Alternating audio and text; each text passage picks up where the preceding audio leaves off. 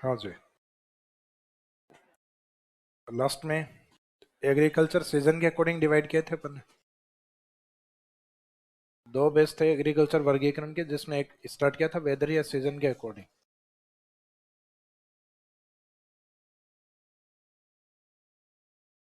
दूसरा जो पार्ट है उसको बाद में कवर करेंगे, यूजेज या उपयोग के आधार पर। तो सीजन में जो अपने तीन टाइप थे, जिसमें एक खरीफ क्रॉप्स हैं जिनको शैलो क्रॉप्स भी कहा जाता है, सर्दियों के आसपास कटने के कारण। रबी वाली जो फसलें हैं वो गर्मियों के आसपास कटती हैं, मार्च अप्रैल के आसपास, इस कारण ओन्यालू। और जिसमें कोई मेन क्रॉप्स नहीं होती, जो मार्च अप्रैल और मई जून के टाइम पीरियड के, यानी मार्च से जून के बीच में होती, वो क्रॉप्स होती हैं जायद क्रॉप्स। इसमें लास्ट में एग्जांपल अपन शैलो क्रॉप्स के कवर कर रहे थे। तो शैलो क्रॉप्स में आपको एक तो फूड ग्रेन्स लिखवा दिए थे, प्रमुख अनाज हैं। तो अनाज में तो खाने वाली फसलों में सिर्फ ये ध्यान रखना है, इसमें गेहूं शामिल नहीं होगा और एक जौ शामिल नहीं होगा। उसके बाद जितने भी अनाज आपको ध्यान आते हैं वो सारे इसी में है। फिर दलहन फसलों में अगर बात करें पल्सेस क्रॉप्स में, तो दलहन में इसमें तीन शामिल नहीं होंगे। एक तो मसूर शामिल नहीं होगा, एक चना, और एक मटर या जो पीस, ये काउंट नहीं होंगे। इनके अलावा जितने भी जो दलहन फसलें वो इसमें है। तिलहन फसलों में आपको याद ही रखना पड़ेगा, तिलहन में एक तो खुद तिल, सेसमी क्रॉप, सोयाबीन ऑयल जो अपने हाड़ौती की तरफ है, एग्रो क्लाइमेट जोन 5, और इसके बाद में मूंगफली है बीकानेर की ओर, सूरजमुखी या सूर्यमुखी ऑयल, सनफ्लावर, और एक अरंडी जो एडिबल ऑयल नहीं होता, खाद्य तेल नहीं होता, लेकिन तिलहन, तिलहन का एग्जाम्पल, मेडिसिनल यूजेज होते हैं इसके। कैस्टर, सनफ्लावर, ग्राउंडनट, सोयाबीन और सेसमे क्रॉप। इसके बाद में कुछ केस क्रॉप्स भी होती हैं। इसमें केस क्रॉप्स में सबसे इंपॉर्टेंट तो कॉटन या कपास है। इसके अलावा दूसरा प्रमुख कृषि आधारित दूसरा बड़ा उद्योग माना जाता है चीनी उद्योग को। चीनी उद्योग का बेस क्या है? शुगर कैन, गन्ना। और एक मेडिसिनल यूजेज में जो टेबलेट्स वगैरह होते हैं, उसके चारों तरफ की जो कोटिंग या कवरिंग जो होती है वो गंवार से होती है। तो यानी गंवार का जो पाउडर होता है वो यूज किया जाता है। तो इसके मेडिसिनल यूज भी होते हैं, पशुओं को भी खिलाया जाता है। तो गंवार की फसल वो भी खरीफ की फसल का एग्जाम्पल है। ये तीनों क्रॉप्स लिख दीजिए इसमें। ये लास्ट में केस क्रॉप्स के नाम से लिख देना, नकदी फसलें। इसके साथ एक जूट भी लिखना है। जूट हालांकि अपने राजस्थान की तरफ ना के बराबर है, वेस्ट बंगाल में अधिक होता है, जहाँ जूट इंडस्ट्री का डेवलपमेंट सबसे ज्यादा हुआ है। जूट और कॉटन इंडस्ट्री बिल्कुल अपोजिट है एक दूसरे के। अपोजिट का मीनिंग, एक तो भारत के पश्चिम में डेवलप है, गुजरात महाराष्ट्र की ओर, और एक भारत के वेस्ट बंगाल में डेवलप। तो जूट का कलर जनरली वैसा ही होता है जो बोरियों का, जो अपनी बेंचेज का कलर है ना, गोल्ड प्रकार का। इस कारण इसको गोल्डन फाइबर भी कहते हैं, सुनहरा रेशा। तो कुछ क्रॉप्स के उपनाम है, तो उपनाम में इसका उपनाम गोल्डन फाइबर के नाम से, सुनहरे रेशे के नाम से। तो यहाँ तो सिर्फ क्रॉप्स के नाम ही लिखिएगा, कॉटन, शुगर कैन, उसके बाद में गंवार फसल, उसके बाद में जूट। जूट जिसको अपन हिंदी में पटसन भी बोलते हैं।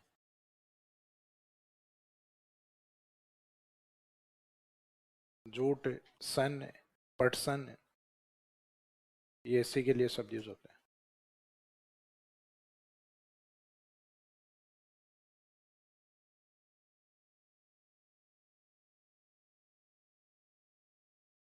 तो ये कैश क्रॉप्स वाली कैटेगरी नहीं, नकदी फसलें।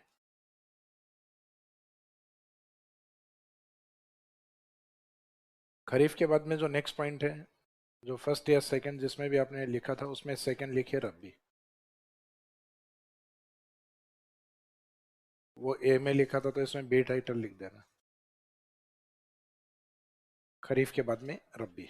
तो रबी में तो आइडिया है आपको। अभी कुछ एक फसल पे अभी जो बात की है वो लिखनी है। एक तो रबी क्रॉप्स की जो लिस्ट कल देखी थी, उसमें अनाज या फूड ग्रेन में या फूड क्रॉप्स में व्हीट एंड बार्ले,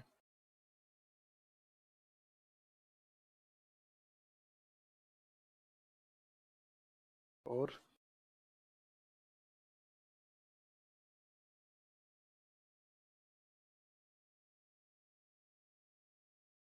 गेहूं और जौ।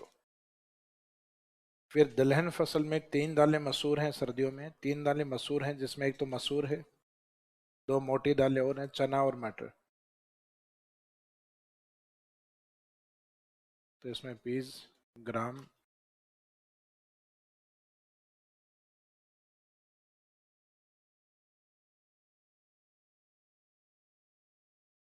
ये 1.5 ग्राम।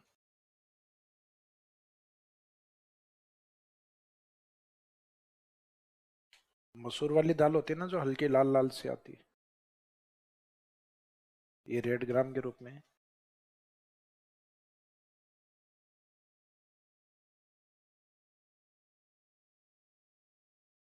या एज इट इज ये का ये शब्द आता है हिंदी वाला मसूर।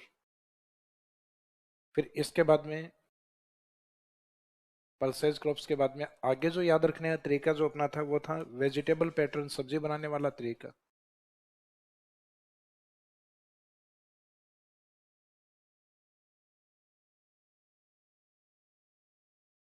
वेजिटेबल पैटर्न, तो सब्जी किस तरीके से बनती है, तो वो कढ़ाई में लेके कौन कौन सी क्रॉप्स को अपने को इसमें इम्प्लीमेंट करना है। तो एक तो सबसे पहले अपन तेल यानी सरसों,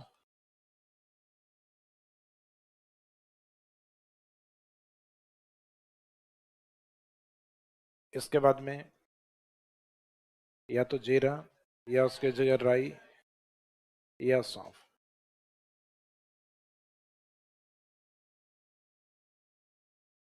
जैसे ये गर्म हो गया उसके बाद में प्याज, लहसुन, या सर्दियों में सब्जी के टेस्ट को बढ़ाने के लिए अदरक। उसके बाद में स्पाइसेज या मसाले में जो यूज करते हैं मिर्च, धनिया, हल्दी और नमक को लास्ट में टेस्ट के अकॉर्डिंग डालना है। नमक क्रॉप्स के रूप में, फसल के रूप में नहीं होता, अपन क्रॉप्स के नाम लिख रहे हैं। उसके बाद में सब्जी किसकी बनाई थी, फेन्यूग्रीक, मेथी। तो ये वाले जो है ये आपके किस में आएंगे, वेजिटेबल पैटर्न इन सब्जी बनाने का जो तरीका है ये आपके रबी के एग्जाम। तो ये इसमें लिख दीजिएगा, मस्टर्ड,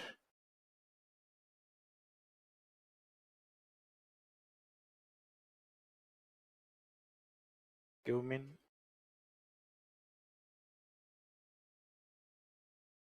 राई,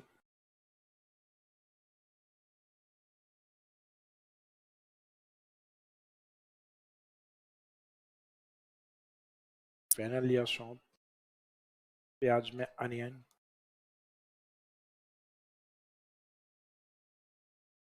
लहसुन, गार्लिक, अदरक, जिंजर,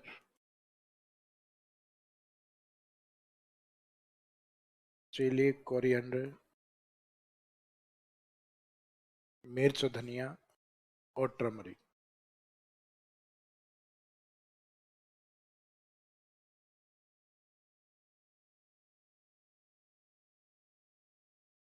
तो चिली, कोरिएंडर, टर्मरिक के बाद में लास्ट में मेथी,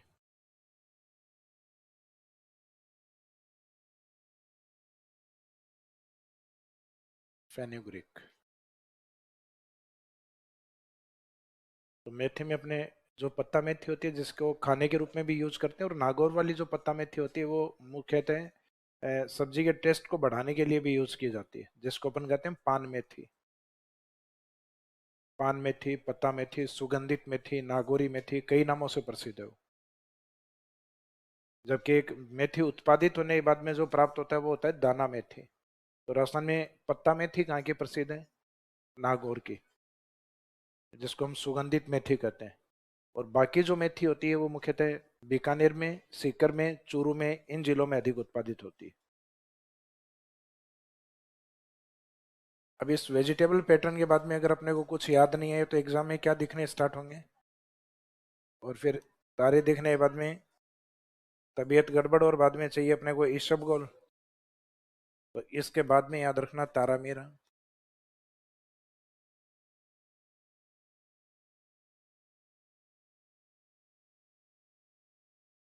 ईशबगोल,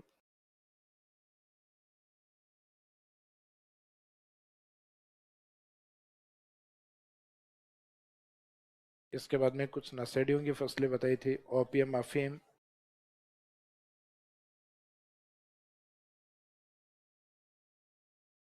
तंबाकू, खाने वाले आलसी यानी आलसी क्रॉप। हालांकि ये पौष्टिक होती है, नशे वाली फसल नहीं होती अलसी।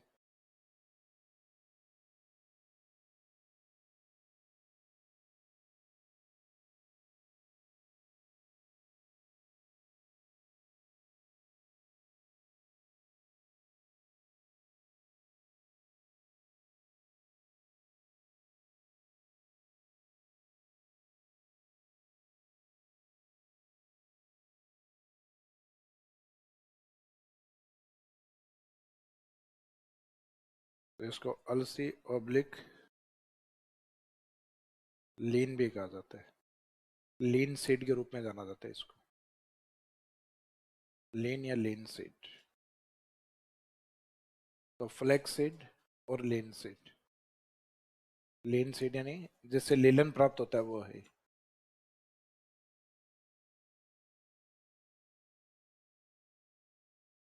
ये तंबाकू की जो पौध होती है वो खरीफ के आसपास तैयार करना स्टार्ट करते हैं, प्लांट इनको रबी में करते हैं। यानी स्टार्टिंग तो इनके लगता है खरीफ से ही हो जाती है, लेकिन बाद में पौधा मुख्यतः किस फसल किस सीजन का होता है, सर्दियों का होता है, रबी का होता है। बाकी जैसे कई फसलों में मैंने बताया कि कुछ क्रॉप्स ऐसे होती हैं जो लगभग दोनों तीनों सीजन में चल रही होती हैं, लेकिन उनका मुख्य उत्पादन किस सीजन में हुआ है उसके अकॉर्डिंग उसकी कैटेगरी तय करते हैं। जैसे गन्ना भी लंबे टाइम तक चलता है, लेकिन उसकी जो बुआई है, उसकी जो ग्रोथ है, वो मेन किस सीजन में हुई है। अगर वो खरीफ में मेन ग्रोथ या बुआई हुई है तो इसका मैंने उसको खरीफ के क्रॉप में काउंट किया जाएगा फिर।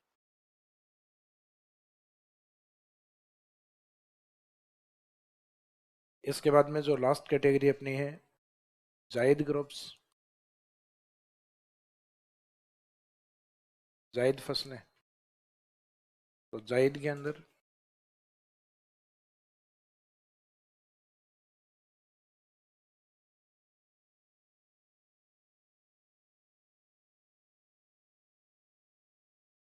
मस्क मिलन, वाटरमिलन, खरबूज, तरबूज,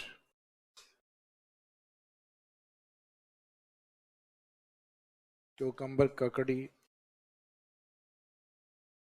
वेजी क्रॉप्स, वेजी क्रॉप्स या vegetable crops,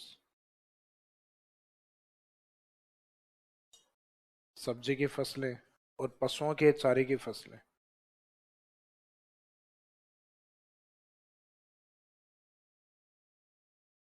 animal fodder crops.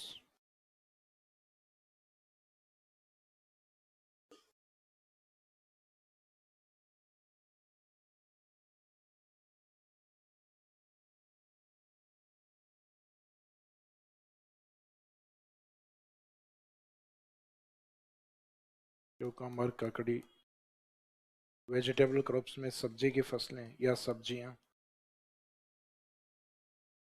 और एक लास्ट में इसमें एनिमल फॉडर यानी पशु चारा, पशु चारा या पशु चारे की फसलें।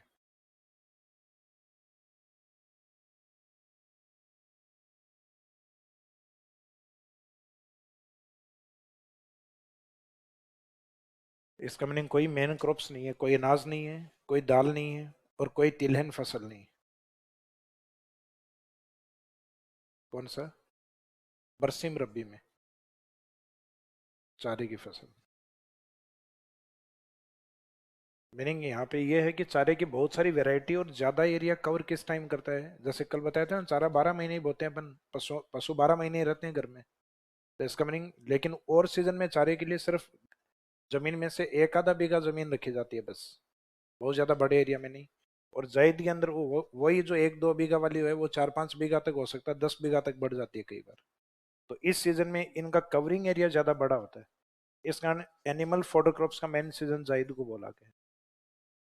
बाकी सब्जियां भी अपने 12 महीने होती है, लेकिन इस समय खेत में अन्य क्रॉप्स नहीं होने के कारण सब्जियों के लिए जो जोग्राफिकल एरिया होता है वो ज्यादा कवर कर लिया जाता है। इसका मीनिंग उनका प्रोडक्शन जायद में अन्य सीजन की तुलना में ज्यादा होता है, इस कारण इनको भी उसी सीजन में मान लिया गया है जायद। ककड़ियां भी अपने, ककड़ी जो क्यूकम्बर टाइप होता है उसके बहुत सारी वैरायटी होते हैं, 12 महीने खीरे आते हैं, खीरे इसी के ही टाइप होते हैं। लेकिन आप देखते हो कि जायद वाले गर्मियों वाले टाइम में अपने जो ग्रीन वाली जो ककड़ियां होती है लंबी वाली, वो भी आ जाती हैं। तो इसका मीनिंग है कि उस सीजन में ककड़ियों की जो वैरायटी है वो बहुत ज्यादा बढ़ जाती है, इस कारण उस ककड़ी को भी इसमें शामिल कर लिया। और वाटरमेलन मस्क मिलन का जो टाइम पीरियड है वो मुख्यतः अपना मार्च से लेकर जून तक का जो टाइम पीरियड है गर्मियों वाला, वो मेन टाइम होता है उसका। तो ये वेदर या मौसम या सीजन के अकॉर्डिंग अपने कंप्लीट हो गए। अब एक दूसरा जो पार्ट अपना बचा हुआ है यूजेज के अकॉर्डिंग, तो अब नेक्स्ट लिखिएगा उपयोग के आधार पर, ऑन बेसिस ऑफ यूजेज, उपयोग के आधार पर।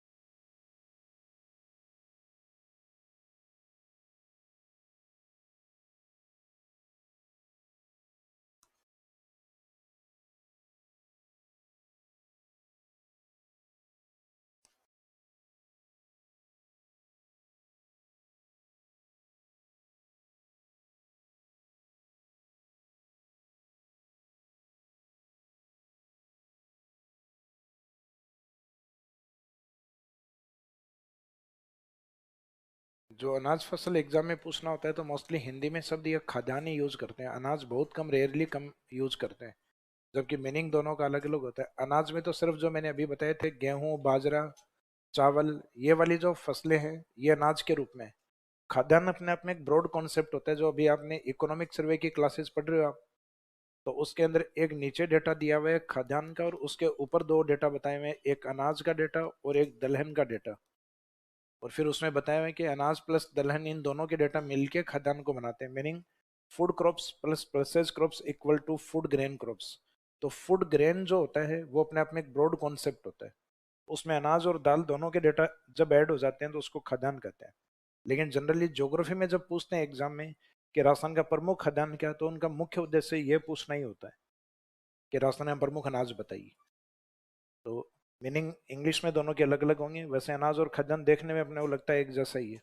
ये फूड क्रॉप्स हैं, वो फूड ग्रेन क्रॉप्स हैं। तो फूड ग्रेन है उसमें दलहन भी काउंट होता है आगे वाले में। लेकिन यहाँ सिर्फ अपन कौन सी फसलें करेंगे, केवल अनाज। लेकिन एग्जाम में ये कई बार ये शब्द ऐड होके आता है इसमें, फूड क्रॉप्स या फूड ग्रेन क्रॉप्स।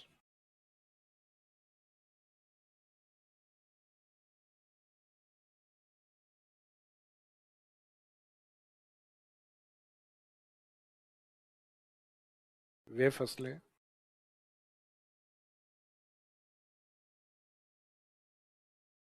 जो भोजन के रूप में उपयोगी हैं।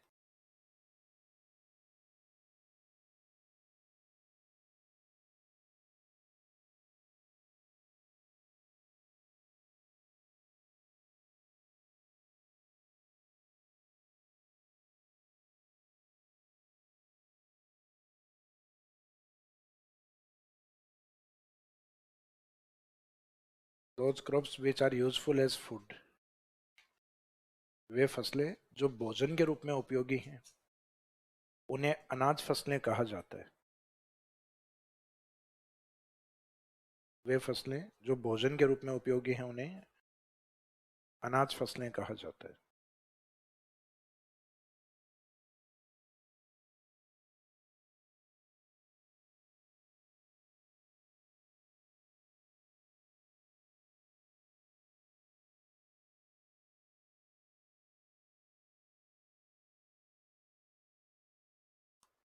एग्जाम्पल, एग्जाम्पल आपके पास दोनों ही तरीके के हैं, खरीफ और रबी दोनों लिख चुके हैं ना अभी अपन। तो एग्जाम्पल में रबी में कौन से हैं वो लिख दो एक तरफ। तो रबी में आपको जाना है वेट एंड बार्ले। यहाँ ये अच्छा क्वेश्चन हो सकता है कि राजस्थान का रबी जो क्रॉप्स है, रबी फसल है, उसमें मुख्य अनाज क्या है। तो रबी में दो ही अनाज होते हैं, एक तो गेहूं होता है और एक जौ होता है। तो उसमें मुख्य अनाज कौन सा होगा हमारा। और हमें बाउंड नहीं किया, सीजन में बाउंड कर दिया था, हमें रबी में से ही बताना था और बाउंड नहीं किया गया, तब आंसर रहेगा बाजरा। कि राजस्थान का प्रमुख जो अनाज है वो क्या है, तो ये खरीफ वाली फसलें हैं, इनमें रहेगा राजस्थान में मुख्यतः बाजरा।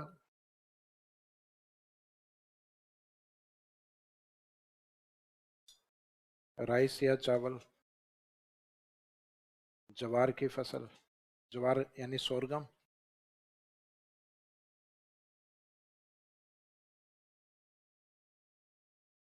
ट्राइबल एरिया में मक्का और रागी।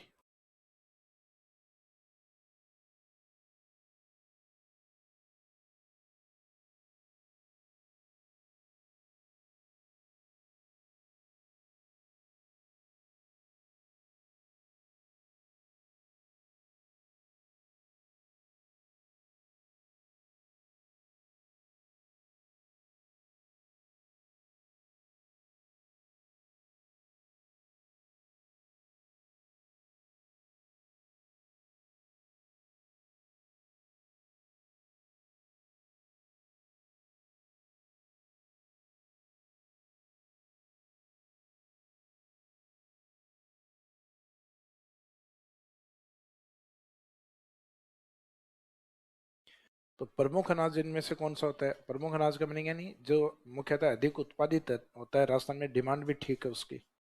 तो प्रमुख अनाज राजस्थान के लिए हम मानते हैं बाजरे को, जबकि देश या विश्व के लिए प्रमुख अनाज चावल को माना जाता है। क्योंकि अपने इंडिया का जितना भी सदर्न पार्ट है, दक्षिणी भाग है, इस साइड में गेहूं का उत्पादन नहीं होता। तो सदर्न इंडिया की जो क्लाइमेट है वो किस प्रकार की है, ट्रॉपिकल या उष्ण कटिबंधीय फसल है। उष्ण कटिबंधीय फसल के उष्ण कटिबंधीय जलवायु है, और ट्रॉपिकल जोन जो क्लाइमेट होती है उसमें मुख्यतः राइस का उत्पादन ज्यादा होता है। राइस से वो टेम्परेट क्लाइमेट को भी सहन कर सकता है, शीतोष्ण कटिबंध। गेहूं मुख्यतः शीतोष्ण कटिबंध की फसल है, जो मुख्यतः इंडिया के नॉर्थ वेस्ट पार्ट को कवर करती है, यूपी से वेस्ट की तरफ, यूपी, हरियाणा, पंजाब, राजस्थान, मध्य प्रदेश और गुजरात का कुछ आंशिक हिस्सा। तो भारत के सिर्फ नॉर्थ वेस्ट वाले जो राज्य हैं ये गेहूं का सेवन करते हैं।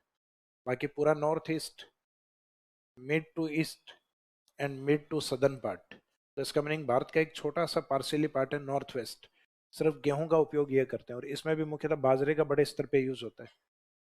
तो इसका मीनिंग है जो मेन फूड ग्रेन है, main food grain in country और world, rice, and in Rajasthan state बाजरा।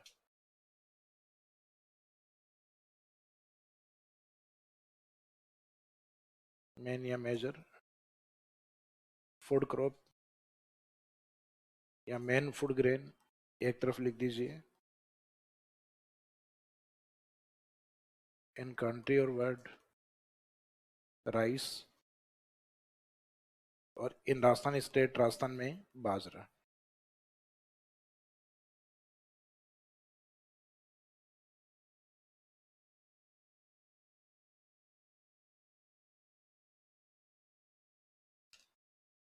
तो राज्य के प्रमुख अनाज या खाद्यान्न फसल बाजरा है, देश के प्रमुख अनाज या खाद्य फसल चावल, और विश्व में भी चावल। क्योंकि विश्व के अंदर एक बड़ा हिस्सा अपने साउथ और ईस्ट एशिया का आता है। जैसे इंडिया सदर्न एशिया का पार्ट है, इसके बाद में इधर हम अगर यहाँ से बांग्लादेश, म्यांमार, इस साइड में चीन वाला पार्ट, आगे जापान वगैरह, इन कंट्रीज को कवर करें, और इसी पार्ट में भारत के इस साइड में एक बड़ा द्वीप समूह आता है। विश्व के अंदर सबसे ज्यादा जो द्वीप समूह है, लार्जेस्ट जो आइलैंड ग्रुप है, वो किसको माना गया है, विश्व का सबसे बड़ा द्वीप समूह है किसको कहा जाता है, आइलैंड ग्रुप किसको माना गया है, इंडोनेशिया। इंडोनेशिया में अप्रोक्सीमेट 10,000 आइलैंड्स हैं, 10,000 से भी ज्यादा द्वीप है। और इंडिविजुअल अगर पूछा जाए लार्जेस्ट आइलैंड कौन सा है, तो मानते हैं ग्रीनलैंड है। ग्रीनलैंड सबसे बड़ा द्वीप द्वीप माना गया है। जबकि द्वीपों का समूह की अगर बात किया जाए, आइलैंड ग्रुप की बात की जाए, तो इंडोनेशिया सबसे बड़ा ग्रुप, आइलैंड ग्रुप। तो यहाँ से लेके अपने इंडिया के साउथ से लेके ईस्ट तक, जिसमें भारत, इंडोनेशिया, बांग्लादेश, चीन, इन कंट्रीज को अगर आपने सबको काउंट कर लिया, ये 7-8 कंट्रीज जो मेन जो कंट्री है, तो इसका मीनिंग आपने विश्व की लगभग 40% से अधिक जनसंख्या कवर कर ली। ये 2-3 देश से लगभग 40 पहुंच जाते हैं। आपने भारत को काउंट कर लिया, भारत के पुराने भाग बांग्लादेश को काउंट कर लिया और चाइना को काउंट कर लिया, तो अप्रोक्सीमेट आप 38%, 39% के आसपास पहुंच जाओगे। और इस पूरे एरिया में यहाँ से लेके चाइना और जापान तक, यहाँ पे Bangladesh, Myanmar, Vietnam, Cambodia, Laos और उसके आगे आगे जापान तक मुख्य जो भोजन होता है वो क्या होता है? चावल। इस कारण कहा जाता है south east Asia is known as rice culture. इसको दक्षिणी पूर्वी एशिया को चावल संस्कृति कहा जाता है। चावल संस्कृति क्यों? क्योंकि यहाँ का मेन फूड ग्रेन क्या होता है? चावल। तो विश्व की ये जनसंख्या अगर चावल खा रही है तो मोस्टली जनसंख्या चावल ही खाती है फिर, क्योंकि विश्व की अधिकांश जनसंख्या ही किसके पास है? एशिया के पास। भले ही उसके पास वर्ल्ड का ज्योग्राफिकल एरिया 30% ही है, लेकिन विश्व की जनसंख्या का डबल एरिया है, डबल पार्ट है 60%। अकेले एशिया महाद्वीप के पास विश्व की कितनी जनसंख्या है? और उसके पास ज्योग्राफिकल एरिया सभी महाद्वीपों का 30%, यानी अपने एरिया से डबल जनसंख्या कवर करता है। तो अकेला भारत ही पहुंच रखा है। 2011 की डेटा है अपने, लगभग 17.70%, 18% योगदान तो अकेला भारत ही करता है पूरे विश्व में जनसंख्या में। और अभी 2011 से 2026 आ गया है, तो उसमें कम तो नहीं हुआ है, बढ़ा ही होगा अपना तो योगदान। तो अब हो सकता है 18 या 19% अकेला भारत कर रहा हो, यानी विश्व की जनसंख्या का 1/5 हिस्सा। यानी पूरी जनसंख्या को आप मिक्स कर दो और हर पांचवें व्यक्ति के आप हाथ लगाते हो तो वो भारतीय निकलेगा। तभी आप देखो अधिकांश जो देश हैं कि यहाँ से ये जो अंतरिक्ष में जा रहा है ये भारतवंशी व्यक्ति, ये यहाँ प्रधानमंत्री बन गया ये भारतवंशी व्यक्ति, यहाँ ये राष्ट्रपति बनाया जाएगा भारतीय व्यक्ति। अब इंतजार करो अमेरिका में ट्रम्प की जगह कौन सा भारतीय ले। राहुल गांधी। राहुल गांधी जी बेचारे भारत में ही नंबर नहीं आ रहा। हालांकि भारत में ही नहीं आ रहा, भारत तो आ ही जाए शायद, यहाँ रंगा बिल्ला बैठे हैं।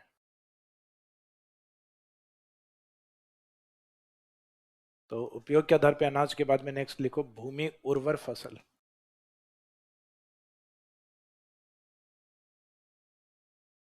भूमि उर्वर फसलें हैं, इनसे मीनिंग अपना है दलहन से।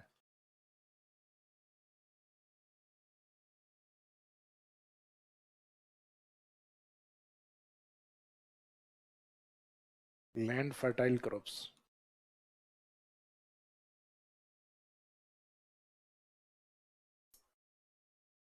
इसमें पल्सेस क्रॉप्स, यानी वे फसलें जो भूमि की उर्वरता को बढ़ाती, यानी अपने भी पौष्टिक अनाज के रूप में मानते हैं इनको अपन। दलहन को प्रोटीन की मात्रा अधिक होती है इनमें। तो लैंड फर्टाइल क्रॉप्स और पल्सेस क्रॉप्स, भूमि उर्वर फसलें, दलहन फसलें, तो वे फसलें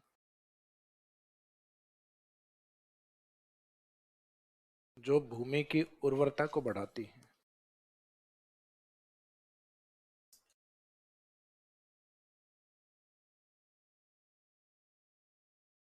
भूमि की उर्वरता को बढ़ाती हैं, उन्हें दलहन फसलें कहा जाता है।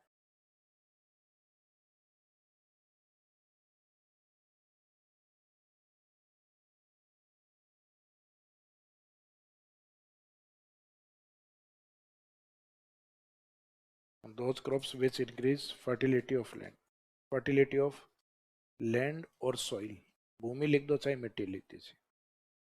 Those crops which increase fertility of land or soil, वे फसलें जो भूमि या मिट्टी की उर्वरता को बढ़ाती। तो लैंड से मीनिंग अपना वही है सोइल से, उर्वरता को बढ़ाती हैं, उन्हें दलहन फसलें कहा जाता है। Those crops which increase the fertility of soil or land are known as pulses crops.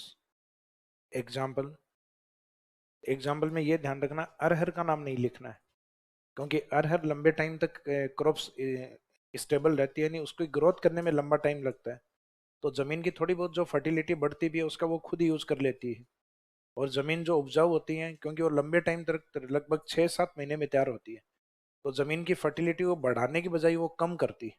तो दलहन में सिर्फ एक ही अपवाद है, अरहर की फसल यानी तुवर की दाल।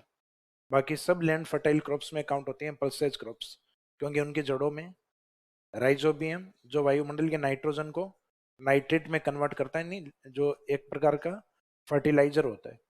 जैसे अपनी ये यूरिया वगैरह ये जो खाद होती है, इसमें मुख्यतः नाइट्रेट की मात्रा सबसे ज्यादा होती है। यूरिया का जो कट्टा था ना, उसमें मात्रा लिखी हुई रहती है लगभग 46%।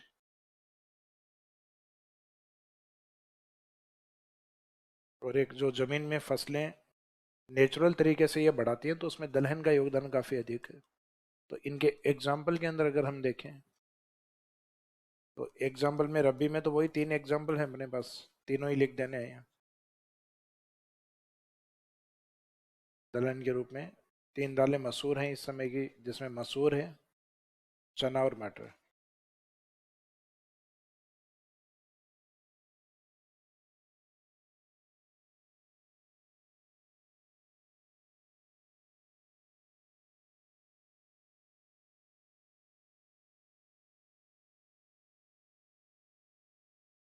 खरीफ में मूंग, मोठ, जो चौड़ा मोठ यानी चवला, लोबिया क्रॉप।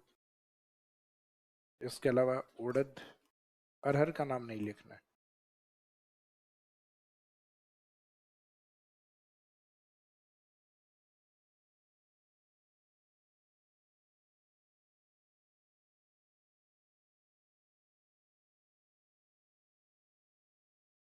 उड़द जो काली वाली दाल होती है, ब्लैक ग्राम।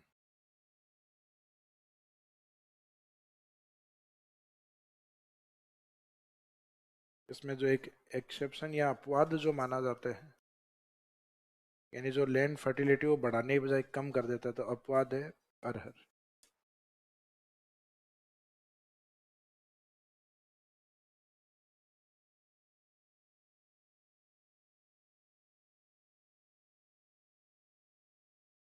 अरहर और तूर दाल। तो इसका मीनिंग ये है, ऊपर वाले एग्जाम्पल है ये लिख देना, अरहर नहीं लिखो तो भी कोई बात नहीं, लेकिन ये अपवाद में है। दलहन का एग्जाम्पल तो है, लेकिन लैंड फर्टिलिटी को इंक्रीज नहीं करती है। अब इनमें से पूछा राजस्थान में राजस्थानी प्रमुख दाल कौन सी है। ज्योग्राफी मत सोचो, ये सोचो आपके हॉस्टल में कौन सी ज्यादा बनती है। मूंग कौन बनाता है। मूंग बनाते हैं भले हैं हॉस्टल वाले। भाई हॉस्टल में किसकी दाल मिलती है, पीजी में किसकी मिलती है आपको। तो चने की इसलिए मिलती है, सस्ती आती है वो। और राजस्थान में अधिक उत्पादन है, तो राजस्थान की मुख्य दाल कौन सी है। राजस्थान की मुख्य दाल चना है। इंडिया में ऐसी कोई मेन जो पल्सेज क्रॉप्स है, उसमें मुख्य किसी को नहीं बताया हुआ।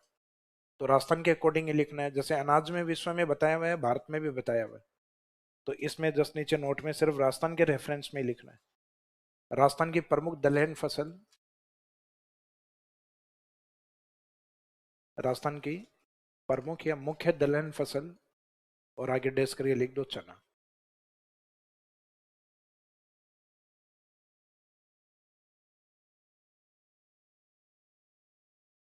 मेन पल्स क्रॉप या पल्सेस क्रॉप्स में कौन सा एग्जांपल है राजस्थान के लिए, तो मेन या major pulse crop for Rajasthan state is gram. Rajasthan के लिए या राजस्थान की प्रमुख दलहन फसल चना है।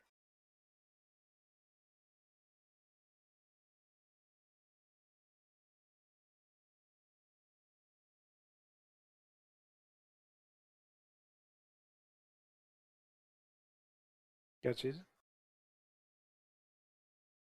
लैंड फर्टिलिटी को बढ़ाता है ना, सॉइल में बात की थी ना अपन ने। अपन ने ऊपर हेडिंग जो लिखी हो दलहन के रूप में लिखी है। गंवार अपने आप में कैश क्रॉप एग्जाम्पल में आता है। तो अपन यहाँ पे वो नहीं, भूमि उर्वर फसलें नहीं पढ़ रहे अपन, तो उपयोग पढ़ रहे हैं फसलों के। अब इनका उपयोग दालों के रूप में किया जाता है, लेकिन इनको भूमि उर्वर फसलें भी कहा जाता है। तो कैश क्रॉप्स जितनी भी हैं वो सारी फायदेमंद नहीं होती जमीन के लिए, लेकिन दालें 99% फायदेमंद होती हैं। इस कारण इनको टाइटल ही हमने नाम क्या दिया दलहन को, लैंड फर्टाइल क्रॉप्स। तो भूमि उर्वर फसलें कौन सी होती हैं, कैश क्रॉप्स नकदी फसलें, बेवेज क्रॉप्स पेय फसलें, अनाज या दालें। तो दलहन को भूमि उर्वर फसलें कहा जाएगा। बाकी गंवार भी बढ़ाते हैं, कुछ अनाज और भी होते हैं वो भी लैंड फर्टिलिटी को बढ़ाते हैं। जैसे आप क्रॉप रोटेशन करके लगाते हो ना, फसलों को बदल बदल के लगाते हो तो जमीनों के उत्पादन को बढ़ा देते हैं। लेकिन उसमें प्रयास ये किया जाता है, एक अनाज करने के बाद में नेक्स्ट टाइम दाल डालनी होती है। जैसे इस बार आपने जहाँ गेहूं किया है, अगली बार वहां पे आपको चना बोना है, और चने वाली जगह गेहूं को। फिर उपयोग के आधार पर नेक्स्ट लिखो तिलहन फसलें, ऑयल सीड क्रॉप्स।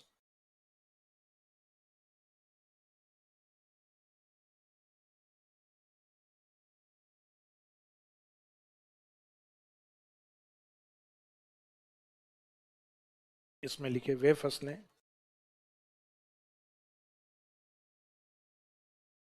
जिनसे तेल प्राप्त किया जाता है।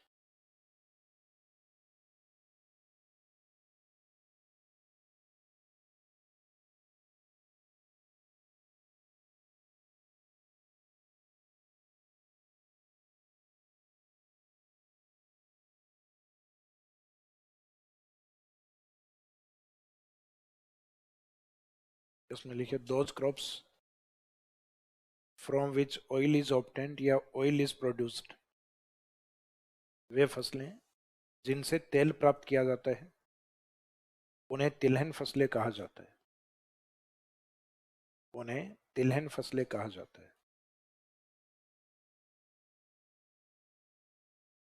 वे फसलें जिनसे तेल प्राप्त किया जाता है उन्हें तिलहन फसलें कहा जाता है। Those crops from which oil is obtained are known as oil seed crops.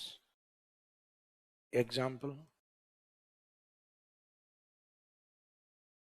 रबी में सब्जी बनाना स्टार्ट किया था, उसमें सबसे पहला एग्जाम्पल राजस्थान का men oil seed crop, Rajasthan की मुख्य जो तिलहन फसल सरसों ही मानी गई है। राजस्थान को बोलते हैं भी ये मस्टर्ड स्टेट, सरसों का राज्य। इसके अलावा जो राई है, सरसों का ही छोटा टाइप होता है, इससे भी तेल निकलता है।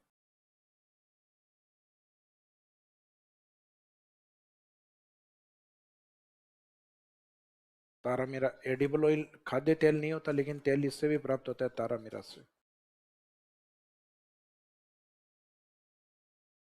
तारा मीरा के अलावा अलसी,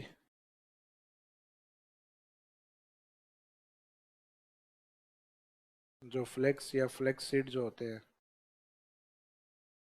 या जिनको लीन सीड भी कहा जाता है, ये हम वापस एक कैटेगरी है जिसमें वापस रिपीट करेंगे अपन। रेशेदार फसलों में भी काउंट किया जाता है। यानी अलसी प्राप्त होने के बाद उसका जो डंठल वगैरह बचते हैं, उनसे रेशे निकाल के उसका उसका कपड़ा बनाया जाता है, लीलन का जो क्लॉथ। इसका रेशेदार फसल का एग्जाम्पल भी है। जैसे सरसों इसमें भी आ रहा है। सरसों मुख्यतः कैश क्रॉप्स में भी आता है, क्योंकि कैश क्रॉप्स का मीनिंग इंडस्ट्रीज में डिमांड बहुत ज़्यादा है। तो मुख्यतः जो खाद्य तेल होते हैं, उस खाद्य तेल में डिमांड काफ़ी अधिक होती है सरसों की। तो इसके ऊपर एक इंडस्ट्री भी डिपेंड होती है अपने खाद्य तेल। फिर जो खरीफ के जो एग्जाम्पल हैं, खरीफ के एग्जाम्पल में एक तो मेन है तिल,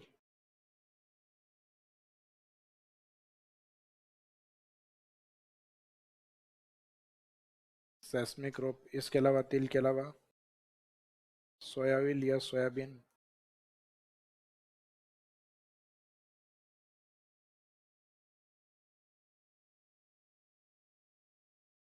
सोयाबीन के अलावा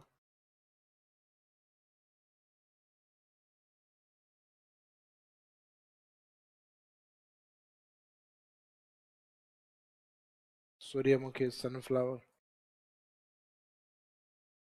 सनफ्लावर के अलावा इसमें अरंडी,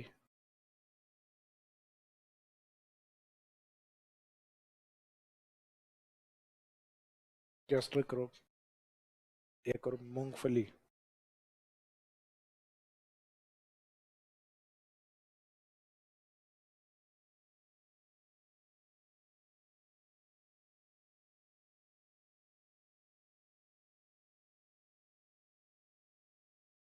नेक्स्ट है ग्राउंडनट या मूंगफली।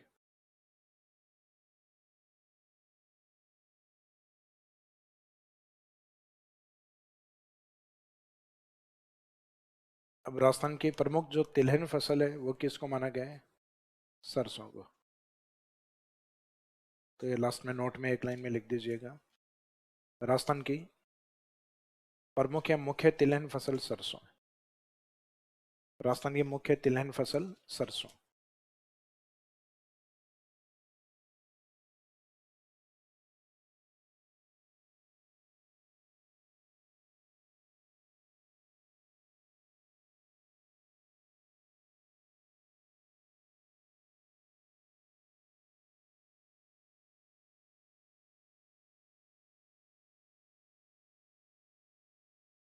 तो तिलहन में वो एग्जाम्पल जो कि एज ए क्रॉप्स के रूप में, वो तो अपने कंप्लीट हो गए, लेकिन तिलहन में कुछ प्लांट या पादप भी होते हैं।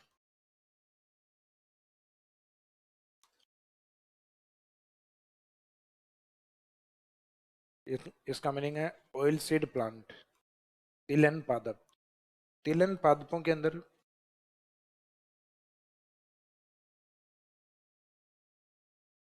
जैसे एक तो ओलिव का नाम सुना होगा, जैतून।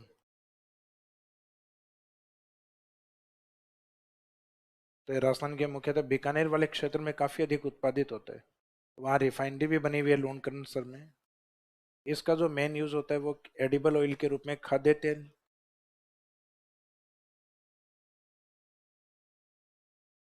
और एवं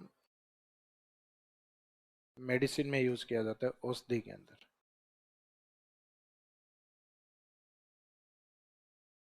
ओलिव के अलावा जैसे पश्चिमी राजस्थान में होबा, जोजोबा।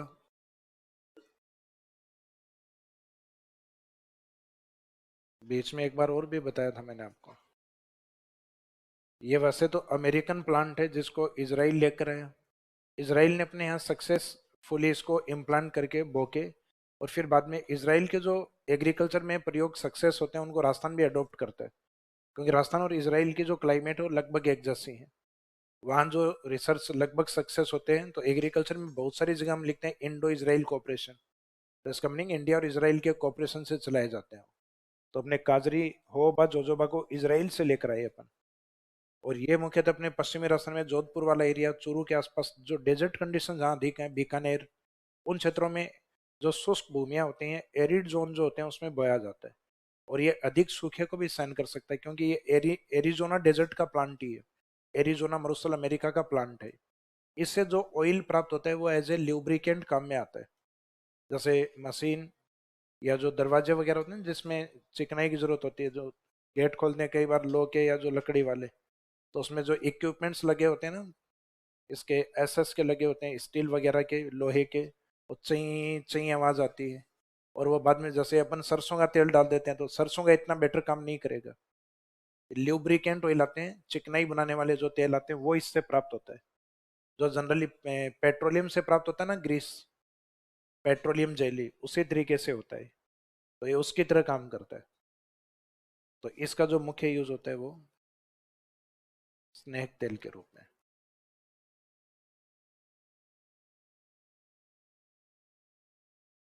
ल्यूब्रिकेंट ऑयल के रूप में यूज किया जाता है।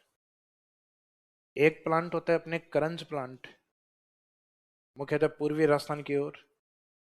और करंज के साथ साथ एक सदर्न राजस्थान में होता है, जेट्रोफा।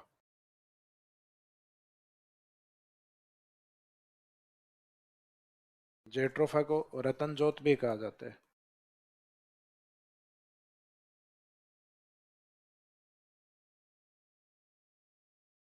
करंज है, कंजर मत कर लिख देना। जय रहे इधर हुए नहीं, और कंजर बना नहीं इसका।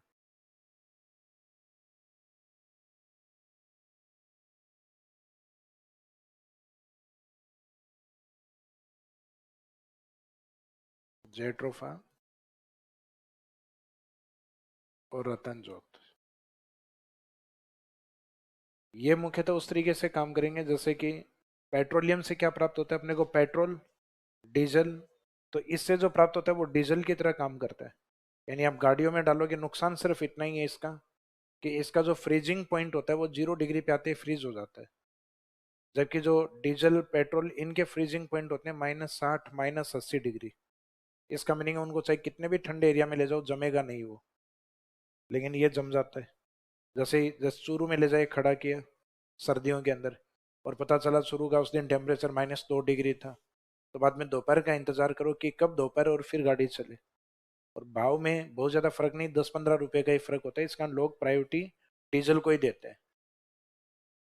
तो ये मुख्यतः बायोडीजल प्राप्त होता है। जो प्लांट से प्राप्त होगा उसमें क्या होता है, पोल्यूटेंट्स या प्रदूषक जो कारक होते हैं वो कम होते हैं इसमें, ये फायदा होता है, गाड़ियों के लिए ज्यादा बेटर होता है।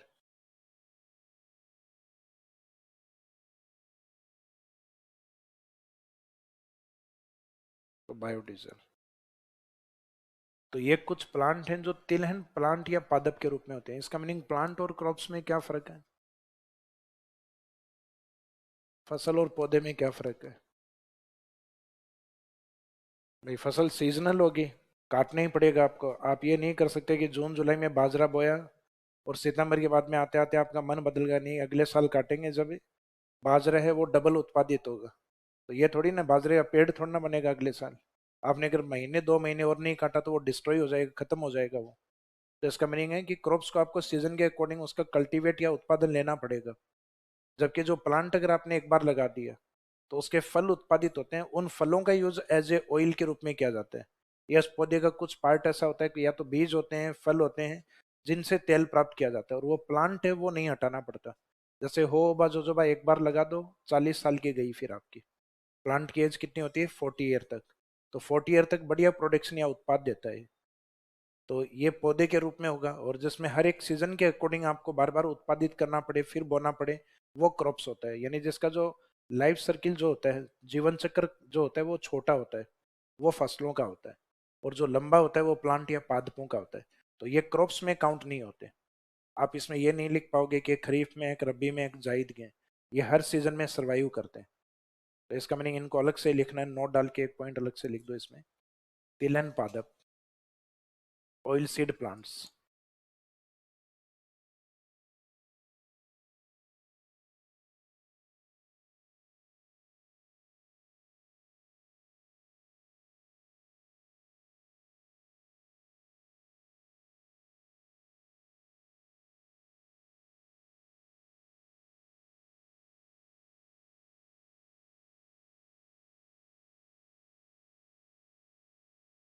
सर ऐसा ही का नोटिफिकेशन आ गया है, पर पढ़ाई नहीं हो रही।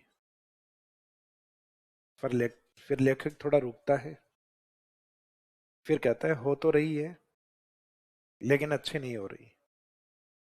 थोड़ा मोटिवेट किया जाए जिससे हम पढ़ाई में आग लगा दें।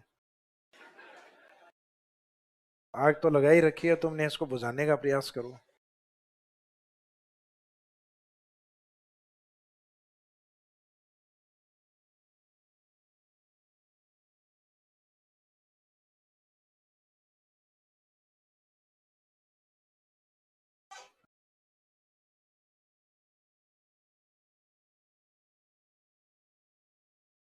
तिलहन पादप में 3 वैरायटी लिख दो। एक तो जैतून है जिसका यूज या उपयोग किस काम में आता है, एडिबल ऑयल में, खाद्य तेल में, और मेडिसिनल यूजेस। ऑलिव है, एडिबल है, edible oil and medicinal use. खाद्य तेल और औषधीय उपयोग। नेक्स्ट है ल्यूब्रिकेंट ऑयल, स्नेहक तेल।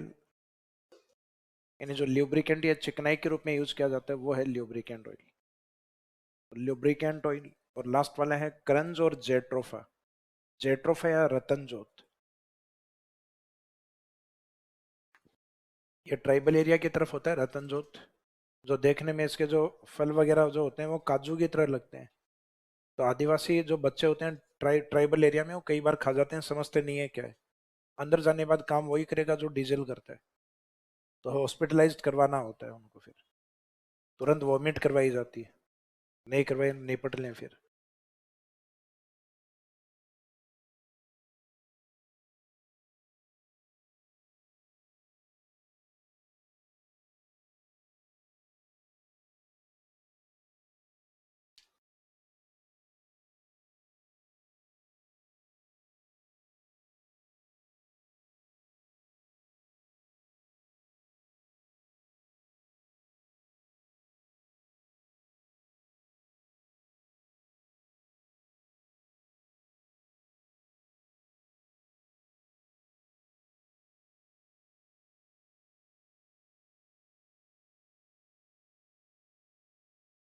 तो ये दोनों अलग अलग प्लांट है। पूर्वी राजस्थान में करंज ज्यादा होता है और ये साउथ राजस्थान के और उदयपुर के आसपास ज्यादा होता है।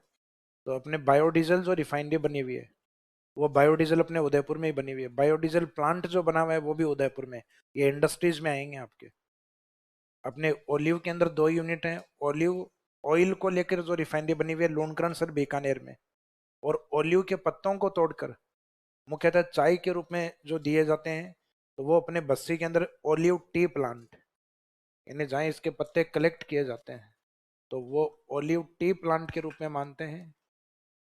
तो ये ओलिव टी प्लांट ये जयपुर बस्सी में बनाया गया है, जबकि ओलिव ऑयल रिफाइनरी जो है इसके ऑयल रिफाइनरी बनी हुई है लूणकरण सर बीकानेर।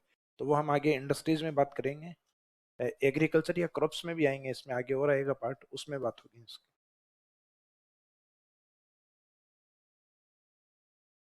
तो ये तिलहन वाले अपने कंप्लीट हो गए। प्रमुख तिलहन आपको लिखवा दिया क्या है राजस्थान में? सरसों। वैसे टोटल ऑयल सीड क्रॉप्स में इंडिया में नंबर फर्स्ट पे राजस्थान ही है। ये हालांकि आगे कृषि फसलों के उत्पादन के टाइम हम बात करेंगे, क्योंकि सरसों के उत्पादन में हमारा रैंक कौन सा है? मूंगफली का जो उत्पादन होता है वो गुजरात में सबसे ज्यादा है। मूंगफली के उत्पादन में राजस्थान का रैंक कौन सा है? सेकंड। सोयाबीन का जो उत्पादन है फिलहाल महाराष्ट्र आगे है। मोस्टली एमपी आगे होता है, लेकिन 1-2 साल के डेटा से महाराष्ट्र आगे चल रहा है। नंबर सेकंड एमपी और नंबर थर्ड रैंक किसका? राजस्थान। तो इसका मीनिंग है ये जितने भी क्रॉप्स हैं उसमें फर्स्ट सेकंड टिल एंड फसलों में या तो राजस्थान फर्स्ट रैंक पे बैठा है या कुछ में सेकंड पे या कुछ में थर्ड पे, यानी कहीं ना कहीं रैंक है। अब जैसे मूंगफली के अंदर गुजरात फर्स्ट है, तो गुजरात टॉप 3 में सरसों में काउंट नहीं होता है। महाराष्ट्र और मध्य प्रदेश है ये मुख्यतः सोयाबीन में आगे है, तो ये टॉप 2 में या टॉप 3 में मूंगफली में तो आ जाता है ये मध्य प्रदेश। लेकिन सरसों वगैरह में इसमें मध्य प्रदेश और महाराष्ट्र इनके नंबर नहीं आते। तो इसका मीनिंग है कि राजस्थान, ये जो हमने तीनों क्रॉप्स की बातें की हैं उस तीनों में राजस्थान की रैंक है, किसी में फर्स्ट है, किसी में सेकंड है, किसी में थर्ड। और मुख्य तिलहन फसलों के रूप में यही की जाती है भारत में, यानी जो एडिबल ऑयल होता है वो मोस्टली इन्हीं का ही होता है। या तो हम खाद्य तेल में मूंगफली का यूज करते हैं ज्यादा, और सबसे सस्ता यूज करते हैं तब तो रिफाइंड लेके आते हैं। तो ज्यादातर जो अफ्रीकन ऑयल होता है ना, पाम ऑयल, उससे बनाए जाते हैं तो वो काफी सस्ते आते हैं, 100 रुपये, 110 रुपये। अदरवाइज अपने सरसों सबसे ज्यादा होती है, लेकिन उसके बावजूद उसका तेल लेकर आओ आप, क्या भाव होता है? लगभग 160, 180, 200 रुपये लीटर। और अपने को लगता है ये तो राजस्थान में ही उत्पादित होती है। अब राजस्थान में उत्पादित होती है तो ये थोड़ी ना कि नाली में पानी की जगह सरसों चलेगा। तो मीनिंग है कि जो इंटरनेशनल उसके जो भाव होते हैं वो उसको धीरे धीरे उसके डिमांड के अकॉर्डिंग उसके भाव बढ़ जाते हैं। और फिर बाद में डिपेंड ये भी करता है कि स्वास्थ्य के लिए कैसा है। तो पाम ऑयल से काफी बेटर है सरसों। ओलिव जितना तो बढ़िया नहीं है, सबसे बेस्ट ओलिव होता है जैतून का तेल, लेकिन पाम ऑयल से कहीं बेटर है तो डिमांड ज्यादा होती है। तो तिलहन फसलों में भारत में सबसे अग्रणी राज्य कौन है? राजस्थान। ये आप इकोनॉमिक सर्वे में आ गया है क्या एग्रीकल्चर वाला? तो उसमें कवर कर लिया होगा शायद आपने।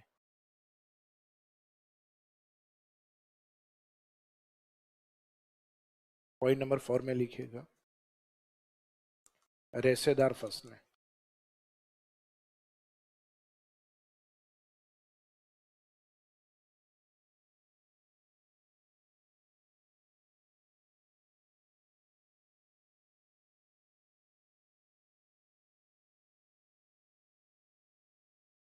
Fibre crops.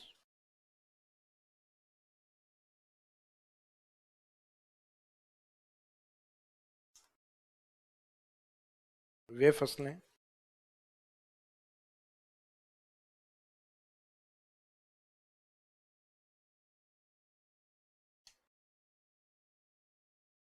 जिनसे रेशा प्राप्त किया जाता है।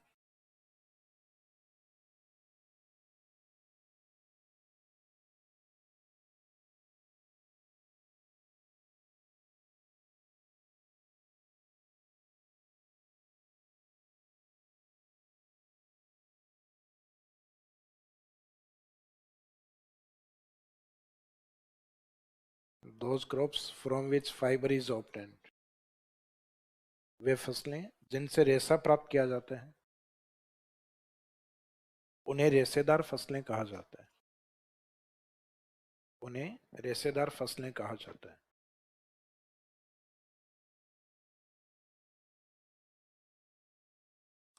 तो रेशेदार में जो सबसे बेस्ट एग्जांपल है वो तो भारत में सबसे ज्यादा क्या किया जाता है, कॉटन, कॉटन या कपास।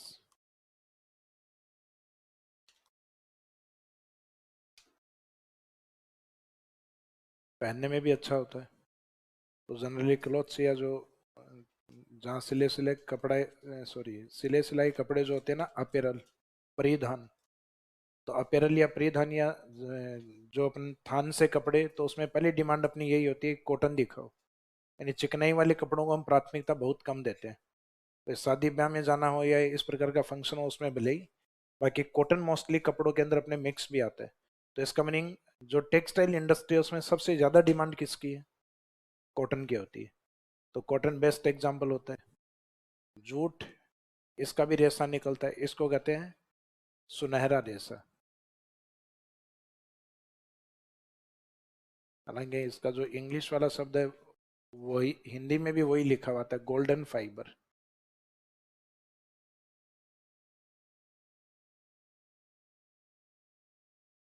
तो इसके ब्रैकेट में गोल्डन फाइबर ही लिख देना, सुनहरा रेशा ऑब्लिक गोल्डन फाइबर। तो गोल्डन फाइबर किस क्रॉप्स को कहा जाता है, जूट को कहा जाता है, जूट या पटसन को। फिर इसके और एग्जाम्पल देखें तो एक अलसी, यानी यहाँ कैटेगराइज वैसे नहीं करना है क्योंकि इतने एग्जाम्पल ही नहीं है। तो ये तो हमें आइडिया है ही कि कॉटन और जूट है, ये रबी में नाम नहीं सुने हुए हमारे। इसका मैंने ये खरीफ के एग्जाम्पल है। अलसी, तंबाकू और उसके साथ आ रहा था ना, तो ये रबी के एग्जाम्पल में आता है।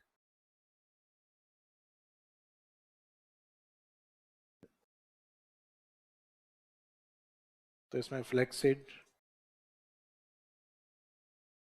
आदिवासी क्षेत्र में जो खेती करते हैं आदिवासी, वो बेम्बू के करते हैं, वो भी कृषि के रूप में उत्पादित करते हैं। हालांकि वैसे देखा जाए तो एक ग्रास कैटेगरी का एग्जाम्पल होता है ये, लेकिन आदिवासी क्षेत्र में खेती भी करते हैं किसान, बेम्बू या बांस। बांस का रेशा जो होता है उसका भी वही यूज होता है जो आप अलसी के रेशे का यूज करते हो, लीलन क्लॉथ। और बेम्बू के आजकल आपको ध्यान होगा कि जो पॉलीथीन की जगह बेम्बू अपने आजकल ये आने लग गए हैं, इसके बैग या कपड़े जो बनाए जाते हैं वो भी आने लग गए हैं। बेम्बू बहुत सारे प्रोडक्ट में यूज किया जाता है। जैसे जूते वगैरह, उसके अंदर जो सॉक्स वगैरह पहनी जाती हैं उसमें भी इसकी जो सॉक्स बनने लग गई, यानी जिसके अंदर जो स्वेटिंग है उसको ऑब्जर्व करती हैं। बेम्बू से जो अपने प्लांट से कुछ जो रस वगैरह जो निकाला जाता है वो उसका अपने गद्दे होते हैं उसके फॉर्म में भी उसका यूज किया जाता है। वो ज़्यादा बेटर माना जाता है, हालांकि वो बहुत कम उत्पादित होता है। तो इस प्रकार से बेम्बू का जो यूज होता है वो जगह जगह रेशे के रूप में करने लग गए हैं। तो इसका मीनिंग ये भी रेशेदार में काउंट होता है। और ट्राइबल एरिया में एज ए क्रॉप्स के रूप में आदिवासियों की फसल यही होती है जो उनको अधिक आमदनी देती है। इस कारण आदिवासियों का हरा सोना कहा जाता है। ये लिखा था हमने लास्ट वाले टॉपिक में। यस।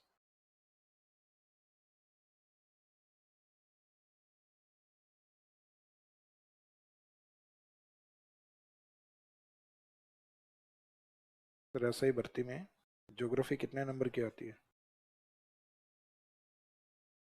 लगभग वही रहता है। आरएस वाले जो क्वेश्चंस होते हैं लगभग उतने ही रहते हैं इसमें। भाई जीके वाला पेपर तो लगभग वैसा ही है ना। आरएस वाला एक सब्जेक्ट का पेपर है, वो बिल्कुल सेपरेट होता है आपका हिंदी वाला। तो जीके वाले में तो लगभग रेशियो या अनुपात उतना ही रहता है। लगभग वही 20 या 22 के आसपास क्वेश्चन रहते हैं। जो आरएस में रहता है ना 20 से 24 के बीच में, इसमें 18 से लगभग 22 के बीच में। तो अनुमान नहीं लगा सकते भाई 18 आएंगे 22 आएंगे, हो सकता है 24 आ जाए। लेकिन एक एवरेज लेके चले अपन, लगभग 20 के आसपास। इन लगभग 15% से ज्यादा योगदान होता है।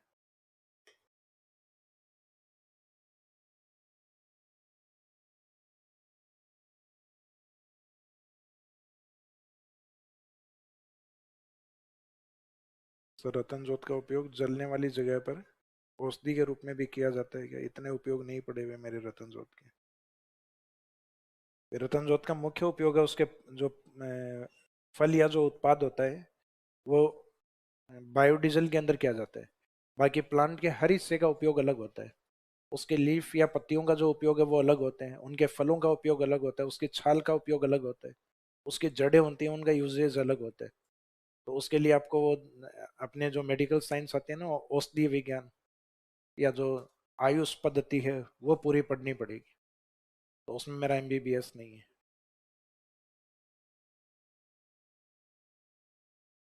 आप तो इतने ही याद कर लेना ना, यही सामने से आ रखे हैं आपके। अभी पूछ रहे हो पढ़ें कैसे, फिर कह रहे हो जलने वाली जगह भी यही लगाए हैं क्या।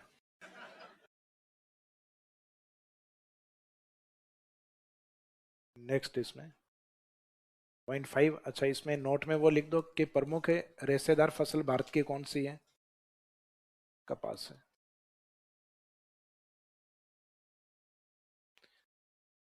भारत या राजस्थान की, राजस्थान भी ओब्लिक करके कर देना चाहिए, क्योंकि जूट वैसे भी राजस्थान में ना के बराबर उत्पादित होता है। बेम्बू भी एक सीमित एरिया में होता है, ट्राइबल एरिया में, क्योंकि पानी की आवश्यकता ज्यादा होती है बेम्बू को। राजस्थान या भारत की प्रमुख रेशेदार फसल, मेन या major fibre crop of India और राजस्थान इज कॉटन। कॉटन के ब्रैकेट में आगे लिख दो व्हाइट गोल्ड, सफेद सोना। कॉटन को कहा जाता है सफेद सोना, व्हाइट गोल्ड के नाम से प्रसिद्ध है।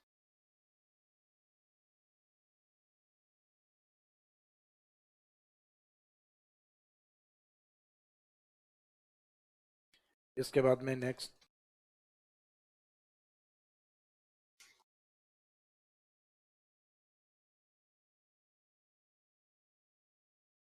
नेक्स्ट लिखिए नकदी फसलें।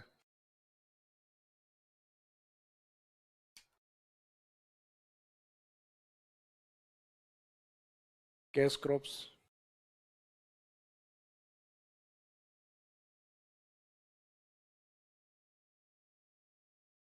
या ट्रेड क्रॉप्स।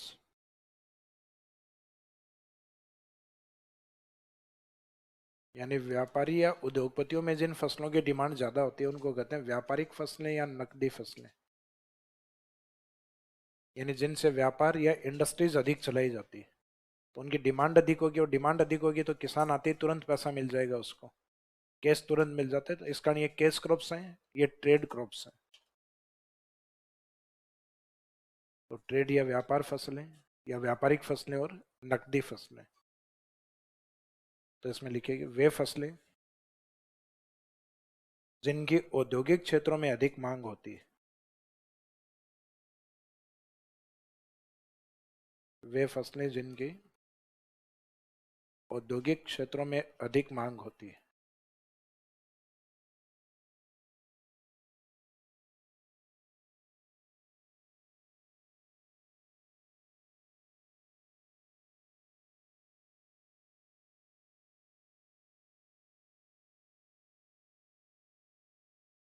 जिनकी औद्योगिक क्षेत्रों में अधिक मांग होती है उन्हें नकदी या व्यापारिक फसलें कहा जाता है।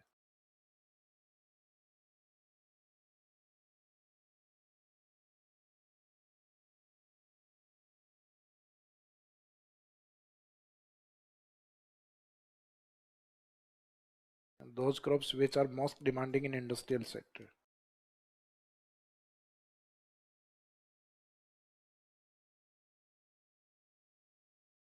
Those crops which are most demanding in industrial sector are known as या are called cash crops.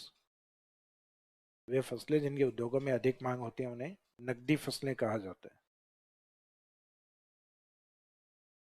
Those crops which are most demanding in industrial sector.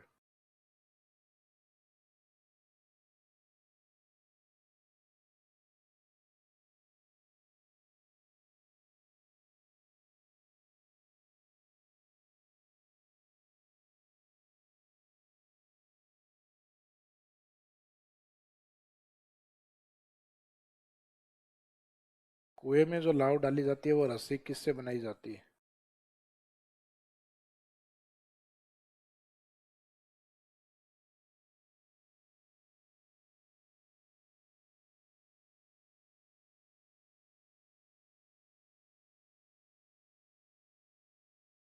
Jute से बना लो, कपास से बना लो, कृत्रिम रेशे होते हैं उनसे बना लो, चाहे रस्सी तो होती है, किसी से बना लो।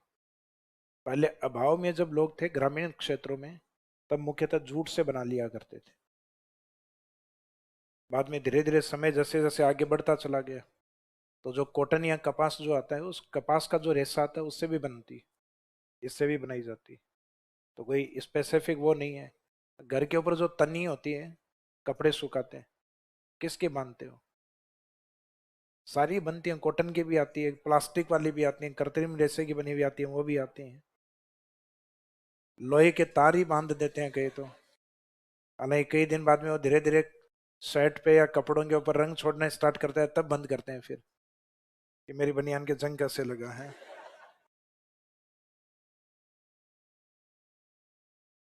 और ये कौन से एग्जाम में आएंगे? ऐसे क्वेश्चन क्यों पूछ रहे हो आप? भाई कोई स्पेसिफिक थोड़ी ना, लाव कोई विशेष रस्सी से थोड़ी ना बनाई जाती है कि लाव में केवल ये रस्सी यूज होगी।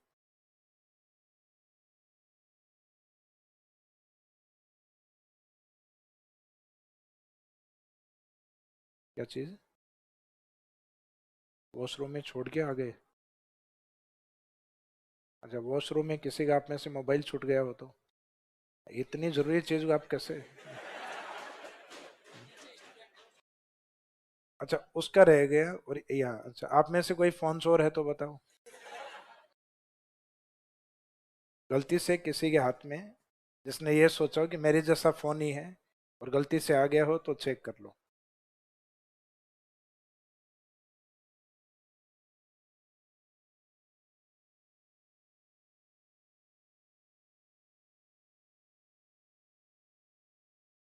इसके बाद में रेसे सॉरी, नकदी फसल के बाद में लास्ट में लिखे पेय फसलें। एग्जाम्पल लिखवा दिए थे ना? किसके? अच्छा, व्यापारिक फसल में नहीं लिखवाई क्या?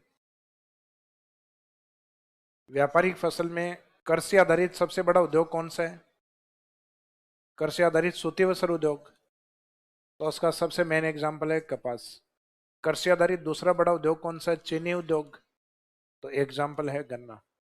कृषि आधारित उद्योगों में खाद्य तेल की मांग बहुत ज्यादा है और उसमें सरसों की डिमांड अच्छी है, तो ये केस क्रॉप्स।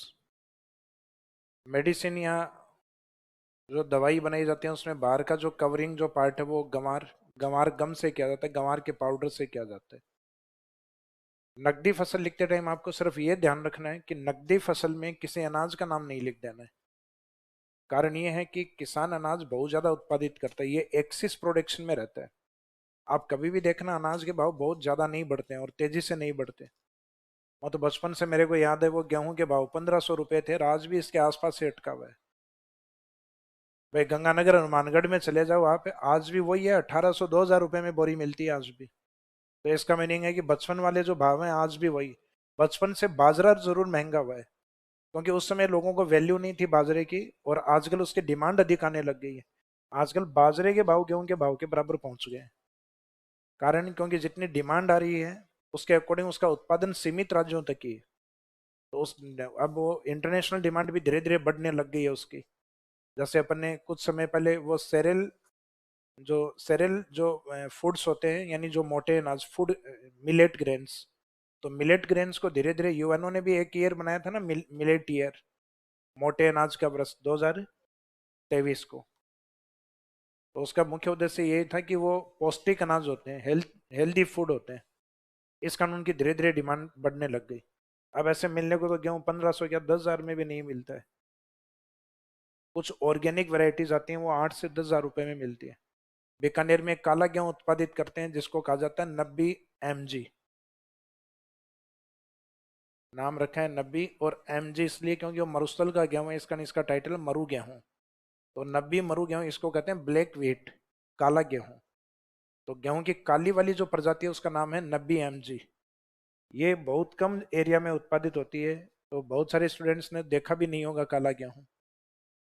तो काला गेहूं ये भी अपने आप में एक वैरायटी, और इसके जितना उत्पादन है उससे कहीं ज्यादा इसकी डिमांड है।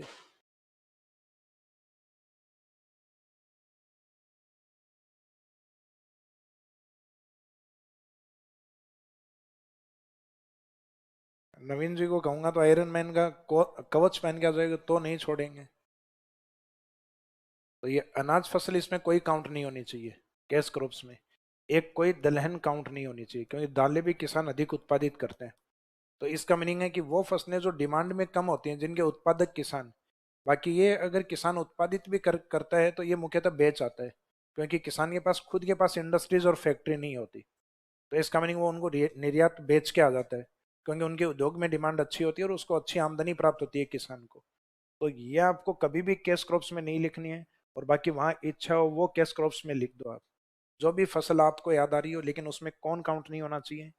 अनाज काउंट नहीं होना चाहिए, दाल काउंट नहीं होनी चाहिए, मूंगफली, सोयाबीन, या फिर कोई अदर जो क्रॉप्स हैं अपनी, जैसे जूट है, जूट लिख दिया कि इसमें जूट है, वो भी मुख्यतः एक जो फाइबर क्रॉप्स है उसका एग्जाम्पल भी है। या जितने भी अपने ये जो पौधे होते हैं जिनको अपन बागवानी क्रॉप्स के एग्जाम्पल मानते हैं, अनाज है, सॉरी, अनार है, मौसमी है, किन्नू है, तो ये बागवानी फसलें सारी कौन सी होती हैं? नकदी फसलें होती है। इनको आप जैसे ही तोड़ के मंडी में ले जाके बेचो, ये तुरंत बिक जाती है, डिमांड अधिक होती है इनकी। तो यहाँ सबसे इम्पोर्टेंट जो नकदी फसल का बेस्ट एग्जाम्पल माना गया है वो कपास को माना गया है। ये ऑप्शन नहीं होती तो फिर गन्ने को माना गया है। तो ये नोट में अलग से लिख देना लास्ट में। भारत या राजस्थान की प्रमुख नकदी फसलें, रैंक वाइज लिखना, फर्स्ट कॉटन या कपास, और कपास अगर ऑप्शन नहीं हो तो फिर बाद में शुगर कैन या गन्ना करना है।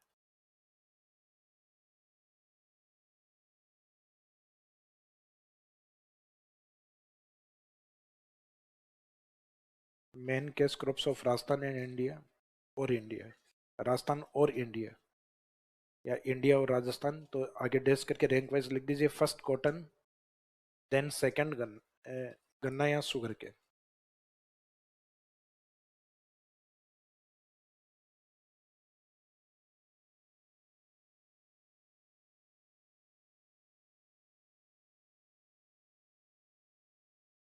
सर चुकंदर भी तो शुगर इंडस्ट्रीज में काम आती है। हाँ, चुकंदर भी काम आती है। जब इंडस्ट्रीज चीनी उद्योग की बात करेंगे तब चुकंदर लिखवाएंगे आपको।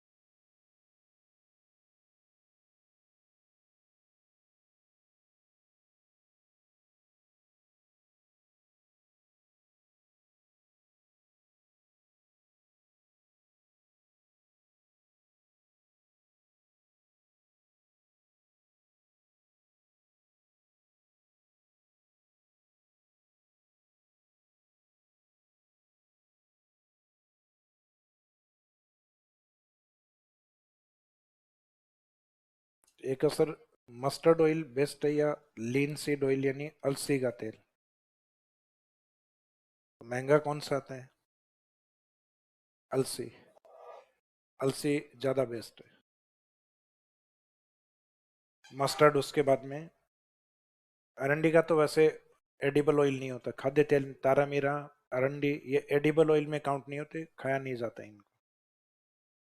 सर मिलेट्स क्या होते हैं? मोटे अनाज को कहा जाता है जिसमें कार्बोहाइड्रेट की मात्रा अधिक होती है, और मुख्यतः जो पहले के जो लोग खेतों में काम करते थे, शरीर पौष्टिक भी रहता था और हष्ट पुष्ट भी बनता था उससे, वो मिलेट ग्रेन्स होते हैं।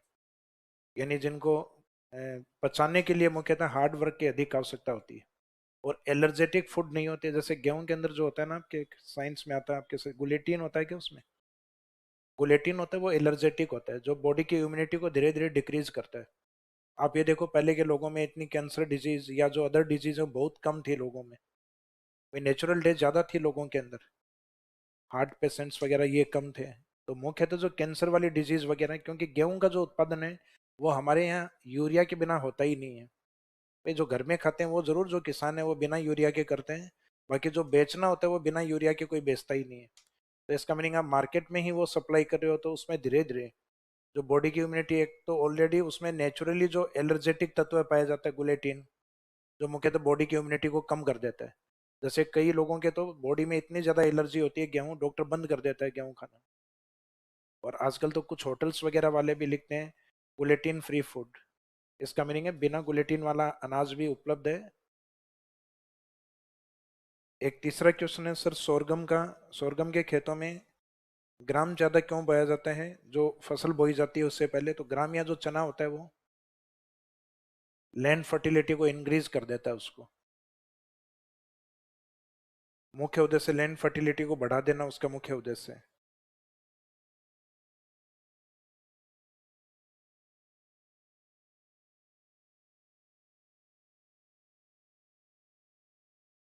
अब ये टॉपिक ऐसा रहेगा ना कि जिसमें समझ आपकी भी है, और टॉपिक नहीं, वैसे तो ये देखा जाए तो सब्जेक्ट है अपने आप में।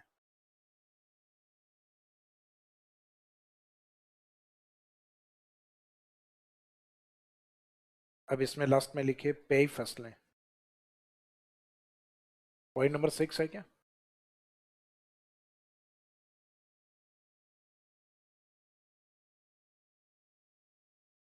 Babbage crops.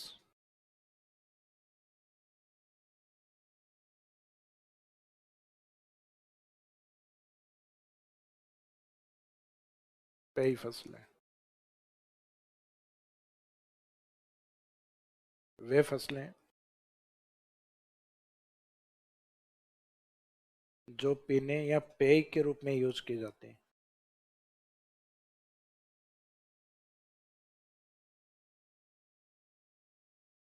पेय के रूप में उपयोगी होती हैं।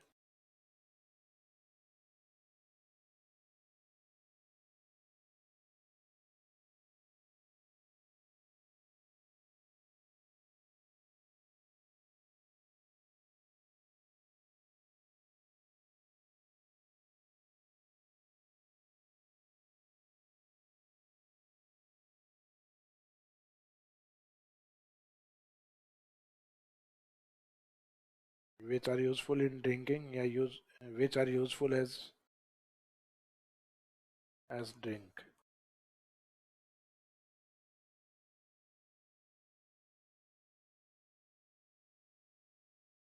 are called beverage crops।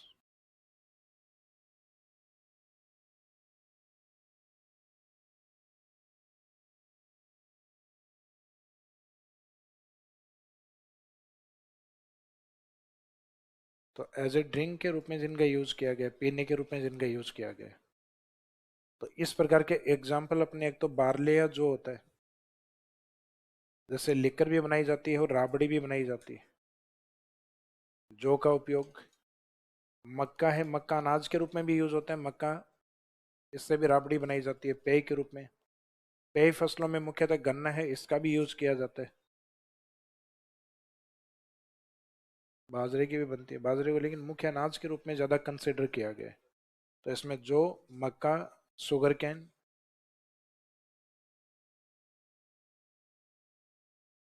Citrus plant, नींबू वर्गीय पादप।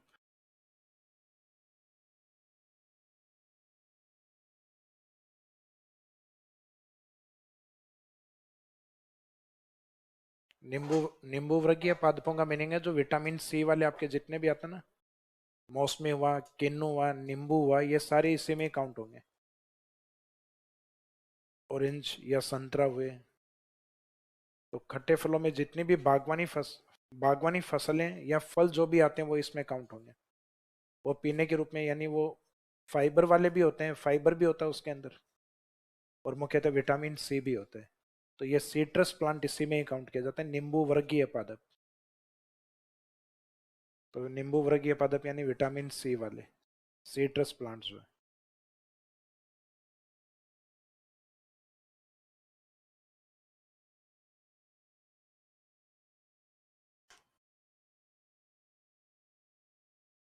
तो पेय फसलों में कोई इंपॉर्टेंट या मुख्य अलग से नहीं मानी गई है। इसके बाद में डी पॉइंट था क्या अपना ये जो कृषि का वर्गीकरण, क्लासिफिकेशन ऑफ एग्रीकल्चर, ये था क्या? डी होना चाहिए मेरे हिसाब से। जो अभी अपन ने पढ़ा था वो उसी की बात कर रहे हैं अपन। तो ये वर्गीकरण वाला अपना कंप्लीट हो गया। वेदर के अकॉर्डिंग खरीफ, रबी और जायद, और यूजेज या उपयोग में जो जो इंपॉर्टेंट उपयोग हैं वो लिखने हैं। तो वो लगभग हमने कवर कर लिया हैं उपयोग वाले। इसके बाद में प्रमुख फसलों की भौगोलिक दशाएं हैं आपके।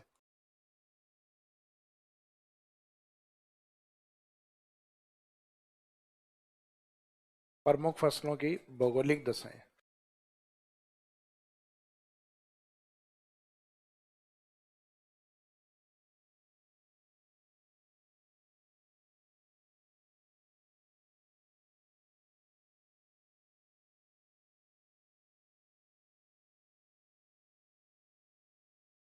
Geographical conditions of major crops.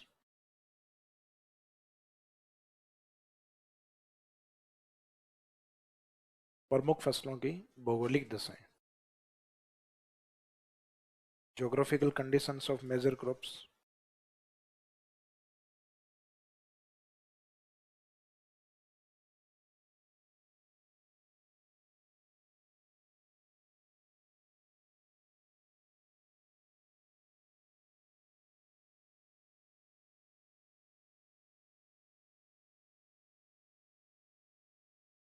या पुलिस में नौकरी नहीं लगे तो खुद का थाना खोल सकते हैं क्या? हाँ, खोल सकते हो।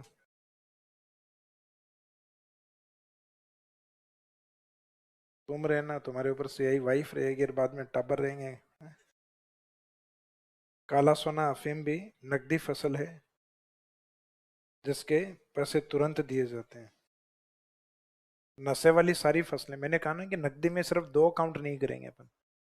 अनाज काउंट नहीं करने, दालें काउंट, बाकी सब नकदी फसलें होती हैं। सबकी इंडस्ट्रीज डिमांड होती हैं। अब मुख्य नकदी फसल कौन सी होती है? तो भारत में जिसका सबसे ज्यादा उत्पादन और डिमांड भी बहुत ज्यादा है, कपड़े के तौर पे, इसका प्रमुख नकदी का दर्जा भारत में किसको मिला हुआ है? कपास को। अफीम तो लिमिटेड एरिया में होती है और उतनी होती है जितनी उसकी मेडिसिनल उपयोग में डिमांड होती है। अब उस डिमांड, हालांकि उत्पादन तो इसमें जितना जो होता है उसमें कई बार एक्स्ट्रा भी बैठ जाता है। अब ये थोड़ी ना जितनी फसल बोई है, वो तो सीजन के अकॉर्डिंग और आपके ऊपर डिपेंड करता है कि आपने कृषि के अंदर कितना उत्पादन के लिए कितनी अप्रोच लगाई है। और उसमें से जो एक्सिस प्रोडक्शन बैठता है उसमें से कुछ चोरी कर लेते हैं या कुछ प्रोडक्शन कम दिखा दिया जाता है, और वो निकल के जो आती है वो बाहर वो नशे के रूप में यूज होती है। इसका मीनिंग जो इलीगल तरीके से जो प्रोडक्शन निकल कर आ जाता है, अतिरिक्त जो उत्पाद होता है, वो नशे के रूप में बाहर आता है।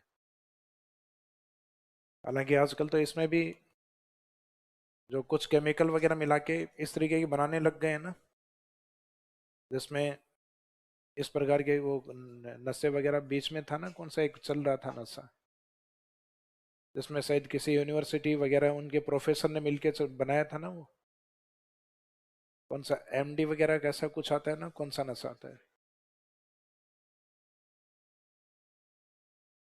नहीं नहीं, हाँ ये पीछे शायद कोई सही नाम बता रहा है। कोकेन होता है क्या वो, जो केमिकल तरीके से बनाया था अभी? भाई यूनिवर्सिटी के कोई केमिस्ट्री के कोई प्रोफेसर्स वगैरह वो थे, घर पे ही लैब खोल रखी थी, और लगभग कितना करोड़, शायद 15,000 करोड़ रुपए का, 15,000 करोड़ रुपए का नशा बेच दिया उन्होंने।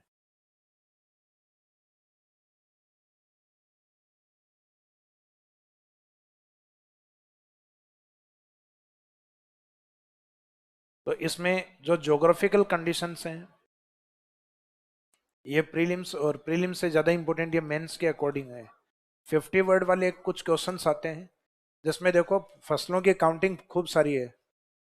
अब फसलें यूं देखते हैं, राजस्थान में प्रमुख फसलों को देखते हैं तो 50 से भी ज्यादा इंपॉर्टेंट फसलें आती हैं, लेकिन उनमें भी सबसे इंपॉर्टेंट कौन सी है? तो वो लगभग 7-8 फसलें हैं जिनकी हमें ज्योग्राफिकल कंडीशन का पता होना चाहिए। किसी भी क्रॉप्स के लिए ज्योग्राफिकल कंडीशन का मीनिंग क्या है? जैसे फॉर एग्जाम्पल हम बाजरे को लेते हैं, तो बाजरे के लिए कैसी भौगोलिक दशाओं की आवश्यकता होती है? तो भौगोलिक दशाओं का मीनिंग है कि उसमें ग्रोथ के लिए कितना वर्षा की आवश्यकता होती है, ग्रोथ के लिए कितना उसमें टेम्परेचर या तापमान की आवश्यकता है, यानी किस सीजन में उसको बोया जाए, मुख्यतः किस सोइल या मिट्टी में वो अधिक उत्पादन होगा। तो ये उसकी ज्योग्राफिकल कंडीशंस होती हैं कि इन भौगोलिक दशाओं में बाजरा अधिक उत्पादित होगा। और फिर उसके बाद में कुछ ज्योग्राफिकल डिस्ट्रिक्ट भी उसमें बता सकते हैं कि राजस्थान के इन जिलों में इसका उत्पादन अधिक होगा, क्योंकि इसमें क्लाइमेटिक फैक्टर जो होते हैं कुछ जिलों में ज़्यादा अनुकूल होते हैं, कुछ जिलों में प्रतिकूल होते हैं। जैसे सोयाबीन के लिए क्लाइमेटिक कंडीशन ज़्यादा बेटर अपने हाड़ौती के हैं, तो हम उसी साइड में बोते हैं। हाड़ौती वाले के हाड़ौती रीजन के अलावा अपने राजस्थान में सोयाबीन कहीं नहीं बोया जाता, यानी लोगों को पता ही नहीं है सोयाबीन होता कहाँ है। कईयों को तो लगता है शायद पेड़ पे लगता है, तो एक क्रॉप्स के रूप में होता है। तो ये हाड़ौती क्षेत्र के लोगों को ध्यान है। जैसे कल परसों एक फसल का नाम यूज किया था अपन ने, तारा मीरा। राजस्थान के बहुत लिमिटेड एरिया में होती है, जो मिड राजस्थान है लगभग उसके आसपास होती है, जयपुर है, नागौर, अजमेर, इस बेल्ट के आसपास होता है तारा मीरा। तो इसका मीनिंग है बाकी क्षेत्रों में उसका उत्पादन ना के बराबर है। तो एक रीजनल क्रॉप्स होती हैं। तो इन फसलों में से जो इम्पोर्टेंट क्रॉप्स हैं, जैसे RS 2018 में मक्के के ऊपर क्वेश्चन पूछा हुआ है कि मक्के की भौगोलिक दशाओं की व्याख्या कीजिए, तो लगभग ये पॉइंट कवर करने हैं अपने को। तो इसमें वर्षा वाला जो पॉइंट है, इन तीनों पॉइंट में वैसे क्रॉप्स में कौन सा पॉइंट है जो इजीली याद हो सकता है? क्या फसलों के अंदर वर्षा की मात्रा को याद रखना इजी है, या टेम्परेचर याद करना इजी है, या सोइल या मिट्टी को याद रखना इजी? मिट्टी तो लगभग आपको सबको याद है, तो मिट्टी टॉपिक हम पहले पढ़ चुके हैं। मोस्टली क्रॉप्स में एक ही मिट्टी ज्यादा काम आती है, जलोढ़। जहां दूसरी मिट्टी काम आएगी वो भी आपको आइडिया है। जैसे मैं ये पूछूं कपास, तो आपको ध्यान है ब्लैक सॉइल, क्योंकि ब्लैक सॉइल को ही हम कॉटन सॉइल कहते हैं, क्योंकि कॉटन उसमें ज्यादा उत्पादित होता है। मक्का कौन सी मिट्टी में? लाल चिकनी मिट्टी, क्योंकि माही बेसिन पढ़ाया था उस टाइम, लिखवाया भी था मैंने। तो इसका मीनिंग जो कुछ क्रॉप्स हैं जो अदर सॉइल में उत्पादित होती हैं उनका ध्यान है आपको। जैसे बाजरा मुख्यतः किस मिट्टी में? रेतीली मिट्टी में और जलोढ़ मिट्टी में, क्योंकि बाजरे के जो उत्पादक जिले हैं वो अलवर है मैक्सिमम, देन सेकंड जयपुर है, नंबर थर्ड दौसा है। तो उत्पादन ये जलोढ़ मिट्टी में खूब होता है। तो बाजरा दोनों ही क्षेत्र में अधिक बोया जाता है, रेगिस्तान में भी, बलुई मिट्टी में भी, और जलोढ़ के अंदर भी। तो इसका मीनिंग हमें सिर्फ दो तीन क्रॉप्स में ध्यान रखना है कि इसमें ब्लैक सॉइल भी आएगी कॉटन में, मेज में रेड रेड लोमी सॉइल, लाल चिकनी मिट्टी, बाजरे में हम जलोढ़ और बलुई मिट्टी दोनों यूज कर सकते हैं। और बाकी जितनी भी क्रॉप्स बची हैं उन सब क्रॉप्स में हम कौन सी मिट्टी लिखते हैं? तो इसका मीनिंग है सॉइल तो लगभग आप ठीक कर लोगे, क्योंकि सॉइल पहले पढ़ चुके हैं, इसलिए ये तो कवर हो जाएगा। फिर हर एक फसल के लिए टेम्परेचर इजीली याद होगा या वर्षा की मात्रा? टेम्परेचर इजीली याद होगा, क्योंकि क्रॉप्स हमें जो कवर करनी है सिर्फ दो ही सीजन की करनी है, क्योंकि मुख्य फसलें अपने दो ही सीजन में है, रबी में और खरीफ में। अब इसमें ये बताइए विंटर सीजन की क्रॉप्स कौन सी है इसमें, सर्दियों की? इसमें टेम्परेचर कम चाहिए होते हैं, लगभग 15 से 20 डिग्री सेल्सियस, यानी टेम्परेचर 20 डिग्री से कम होने चाहिए रबी में। खरीफ अभी जो मानसून सीजन का जो टाइम पीरियड चल रहा है वो सीजन है, जिसमें कुछ किसानों ने जून में भी खेती की है, उसने जुलाई के स्टार्टिंग में भी की, यानी जब उच्च तापमान होता है। काटेंगे तब जब अक्टूबर के आसपास कम तापमान आ जाएगा। तो इसका मीनिंग किसी भी क्रॉप्स में तापमान जब बोया जाता है और काटा जाता है तो लगभग 10 से 15 डिग्री सेल्सियस का गैप आ जाता है। तो उस गैप का फिर एक एवरेज निकाल के बताया जाता है। तो खरीफ का जो एवरेज है वो हमेशा 20 डिग्री सेल्सियस से ऊपर ही रहता है। खरीफ की मोस्टली जो क्रॉप्स हैं उनका टेम्परेचर होता है 20 से लेकर 28 डिग्री सेल्सियस। ये आपकी इच्छा है कि नहीं सर 28 नहीं, हम तो राउंड फिगर में याद करेंगे, 28 से 30 डिग्री याद कर लो, कहीं समस्या नहीं है। सब बुक्स में अलग अलग दिया हुआ है। बाजरा, बाजरे डेजर्ट एरिया में होने के कारण बाजरे का 25 से 35 भी लिखते हैं। ये बाजरा ही एक ऐसे क्रॉप्स है जिसको हम 30 क्रॉस करवा देते हैं टेम्परेचर में। तो ये डेजर्ट एरिया में भी पॉसिबल है, ज़्यादा एरिड कंडीशन को भी सहन कर सकता है। तो बाजरे में हम जनरली 20-30 के बजाय 25-35 भी लिख सकते हैं। बाकी खरीफ वाली जितनी भी फसलें उनमें रखना है मोर देन 20, रबी में लिखना है लेस देन 20। इसका मीनिंग अपने को सिर्फ एक डिग्री याद रखना है, 20 डिग्री। फिर ये देखना कि रबी सर्दियों की फसलें हैं <20, खरीफ की फसल है <20। सिर्फ आपको 20 डिग्री पे ध्यान रखना है, तो इनको रटना नहीं है। सबसे इजी है टेम्परेचर याद करना। रबी वाली आ गई 15 से 20, खरीफ वाली आ गई लगभग 20 से 28, या बाजरा आ गया तो 25 से 35। वर्षा वाला मेरे हिसाब से थोड़ा सा मुश्किल रहेगा, लेकिन उसको भी अगर आपने इंडिया के अकॉर्डिंग कवर किया।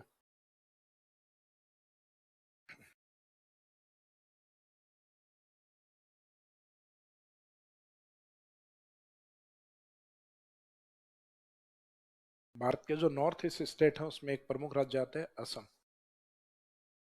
कसम नहीं, असम।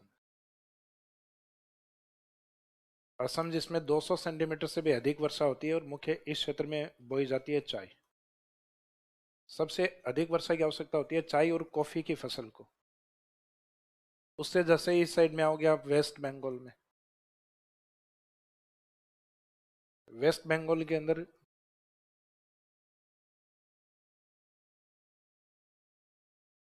एक तो होता है अपने राइस या चावल, और एक होता है जूट, जूट या पटसन। चावल में लगभग 150 से 200 सेंटीमीटर की आवश्यकता होती है, जूट में लगभग 150 सेंटीमीटर। तो 150, चावल में 150 टू 200।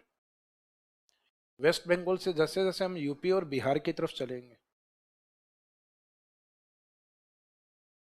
तो यूपी का ईस्ट और बिहार का वेस्ट जो है वो मुख्यतः प्रसिद्ध है गन्ने के लिए। भारत का लगभग 45% गन्ना के लिए यूपी में उत्पादित होता है। तो इससे लगभग 150 से भी हम पीछे आएंगे, लगभग 125 से 150 सेंटीमीटर। बाकी कई जगह गन्ने में 100 से 150 भी लिखा जाता है, तो 125 से लगभग 150 गन्ना। गन्ने से फिर यूपी के पश्चिम में मुख्यतः ये वाला जो पंजाब वाला एरिया है, वेस्टर्न यूपी वाला है, राजस्थान वाला एरिया है, तो इस क्षेत्र में यूपी, पंजाब, हरियाणा, इस क्षेत्र में मुख्यतः कौन सा अनाज अधिक होता है? गेहूं अधिक होता है। गेहूं के साथ साथ इस क्षेत्र में जौ का उत्पादन भी होता है। राजस्थान के पूर्व में आ जाओगे तो इसी क्षेत्र में आपको सरसों का उत्पादन भी मिलेगा। फिर आप इस साइड में गुजरात और महाराष्ट्र में आओगे तो इसमें कॉटन या कपास आपको ज्यादा मिलेगा। इसी एरिया में आप महाराष्ट्र से नीचे कर्नाटका की ओर आओगे तो इसी क्षेत्र में आपको कॉटन, और कॉटन के साथ महाराष्ट्र और कर्नाटक के बीच में मक्का या मेज का उत्पादन ज्यादा मिलेगा। मक्का महाराष्ट्र और कर्नाटका में ज्यादा होता है, होने को अपने भी होता है राजस्थान के सदन में, माही वाले बनास वाले बेसिन में। तो ये वाली जितने भी क्रॉप्स अपने लिखे हैं, गेहूं जो पंजाब हरियाणा वाला बेल्ट जो है, यूपी वाला, राजस्थान का पूर्वी बेल्ट है मस्टर्ड या सरसों, गुजरात महाराष्ट्र जहाँ कॉटन इंडस्ट्रीज का डेवलपमेंट, सूती वस्त्र उद्योग का विकास अधिक है, वहाँ कॉटन अधिक।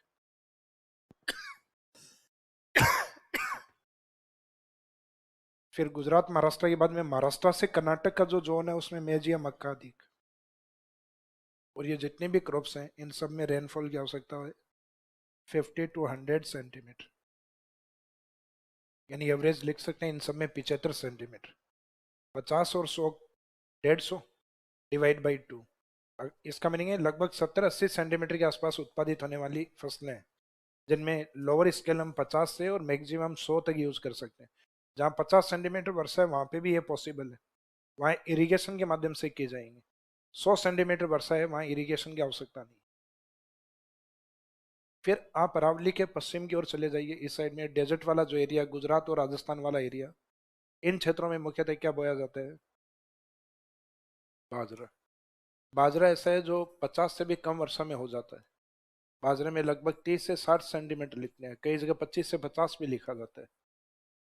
तो आप चाहे 25 से 50 लिख दो, चाहे 30 से 60 लिख दीजिए। तो मीनिंग वो क्रॉप्स है जो कल डेफिनेशन लिखवाई थी मैंने एरिड क्रॉप्स की, शुष्क फसलें, तो जो 75 सेंटीमीटर से कम में उत्पादित होती हैं वो, तो उनका एग्जाम्पल। तो अगर आप इंडिया में देखो, भारत के पश्चिम से और पूर्व की तरफ चलोगे आप, तो क्रॉप्स का जो रेनफॉल जो स्केल है वो कंटिन्यूस इंक्रीज होता चलेगा। तो भारत में फसलों का जो है वर्षा की मात्रा है वो किस डायरेक्शन में बढ़ती है, वेस्ट टू और ईस्ट की, और वर्षा की मात्रा कंटिन्यूस बढ़ती है। वेस्ट का मीनिंग हम राजस्थान या गुजरात से लेते हैं, वेस्ट का मीनिंग गलती से महाराष्ट्र से मत ले लेना, क्योंकि महाराष्ट्र में वेस्टर्न घाट आ जाता है, पश्चिमी घाट, जहाँ वर्षा की मात्रा 200 सेंटीमीटर से भी ज्यादा होती है। तो इन क्षेत्रों में अपने कॉफी होती है, 200 सेंटीमीटर से अधिक वर्षा की आवश्यकता चाहिए। तो इसका मीनिंग है यहाँ पे उच्च वर्षा होती है, इंडिया के इस एरिया में हाईएस्ट रेनफॉल उच्च वर्षा होती है, एक इस साइड में अंडमान और निकोबार में उच्च वर्षा होती है। तो भारत के तीन प्रमुख एरिया हैं, ईस्टर्न इंडिया वाला पार्ट पूर्वी भारत, अंडमान निकोबार इंडिया और वेस्टर्न घाट। यहाँ अपने होती है उष्ण सदाबहार वन। ये मैंने जब वेजिटेशन की बात हुई थी उस टाइम भी बताया था कि भारत में जो ट्रॉपिकल एवरग्रीन फॉरेस्ट उष्ण सदाबहार वन कौन से क्षेत्रों में होते हैं, western Ghat, eastern Himalaya and Andaman Nicobar.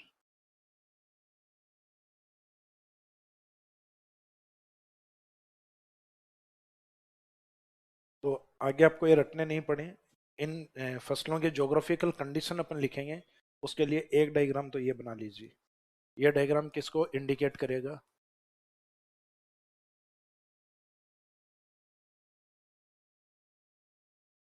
वर्षा के पैमाने को इंडिकेट करेगा, रेनफॉल स्केल का डायग्राम। तो अपने जितने भी इंपॉर्टेंट क्रॉप्स हैं लगभग इसमें सब कवर है। हालांकि इनमें से कुछ एक अपने को नहीं पढ़नी है, कौन सी नहीं पढ़नी, चाय नहीं पढ़नी अपने को, चाय अपने यहाँ नहीं होती, झूठ है, झूठ अपने को कवर नहीं करना है, झूठ भी अपने यहाँ नहीं होता। चावल हम बोते हैं, हमारे तीन रिवर बेसिन में है चावल, नॉर्थ घग्गर, साउथ माही और ईस्ट में चंबल।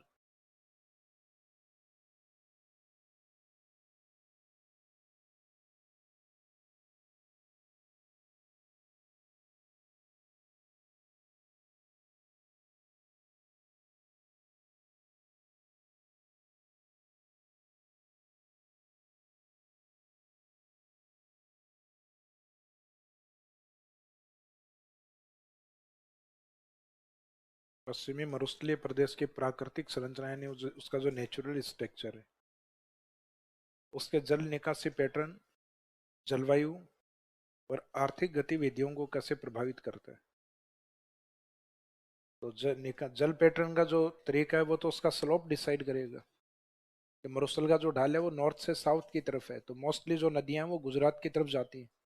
फिर उनमें से कुछ नदियों के एग्जाम्पल्स आपको बताने, तो वो स्लोप बताते हुए नदियों के एग्जाम्पल लिखने हैं एक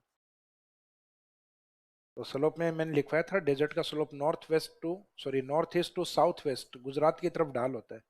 यानी मरुस्थल का जो ऊपरी भाग होता है वो लगभग 300 मीटर के आसपास होता है, नीचे गुजरात की तरफ जाते जाते वो लगभग 150 से 200 मीटर हाइट पे आ जाता है।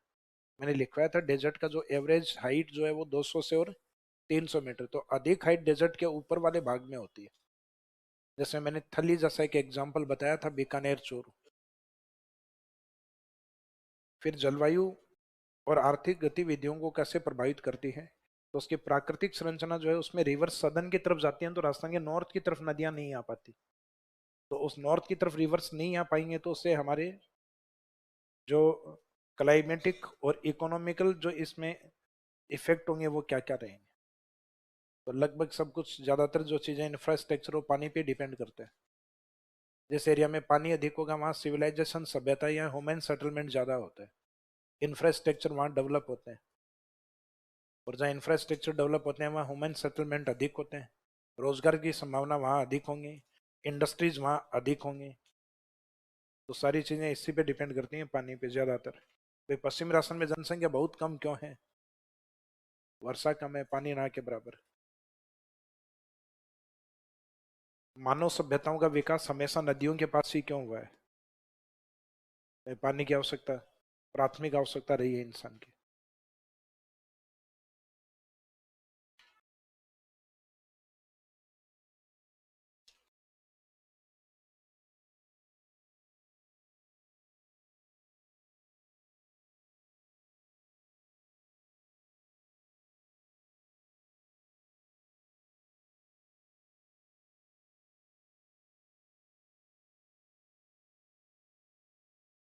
तो इन फसलों के नाम से नीचे लिख दो सबके यहाँ।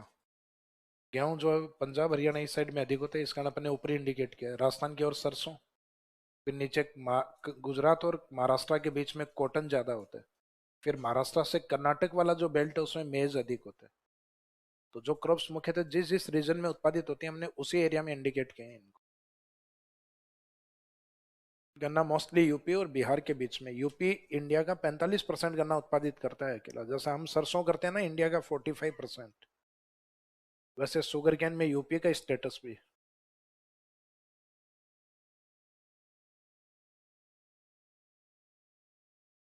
लेकिन साउथ इंडिया की जो चीनी मिलें हैं वो चीनी ज्यादा उत्पादित करती हैं नॉर्थ इंडिया से। कारण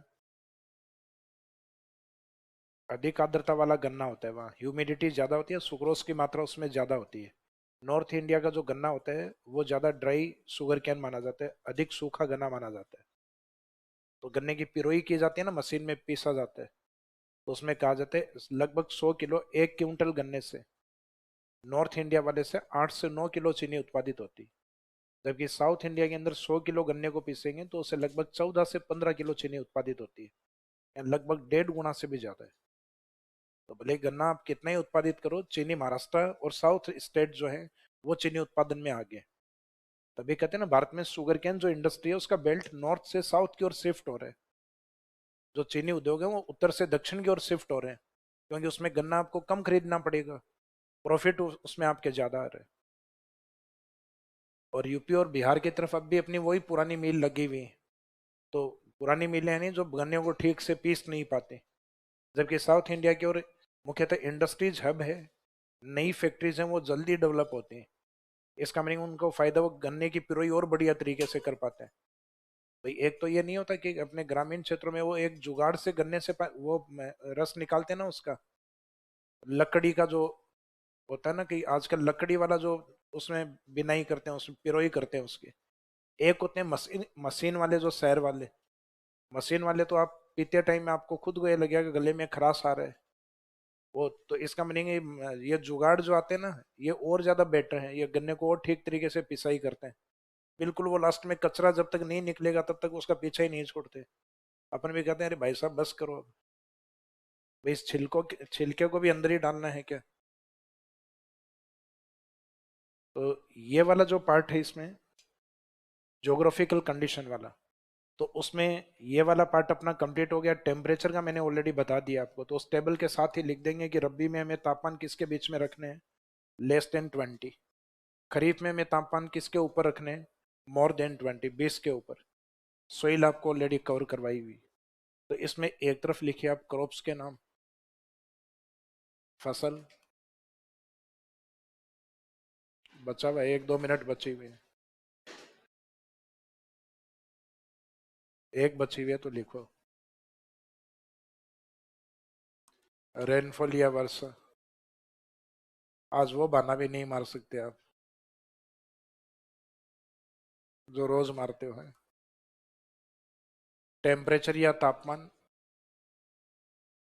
और लास्ट वाला सोइल या मिट्टी।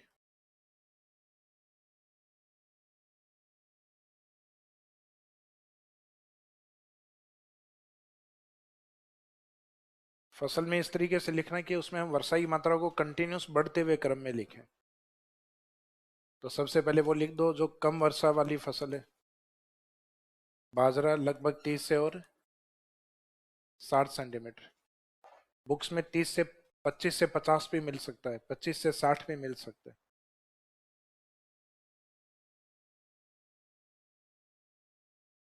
बाजरे से फिर अधिक अधिक वर्षा कौन सा था, गेहूं। बाजरे जस्ट ईस्ट वाला, गेहूं वाला जहाँ है वहाँ जो भी है, सरसों भी है। ये वैसे तीनों रबी की फसलें भी हो गई एक साथ, गेहूं जौ और सरसों। मुख्यतः इसी जोन में मक्का भी था, इसी में कपास भी था।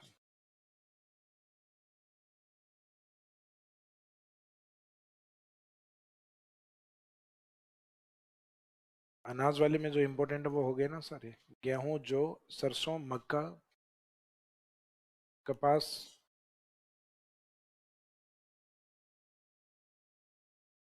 कपास गन्ना,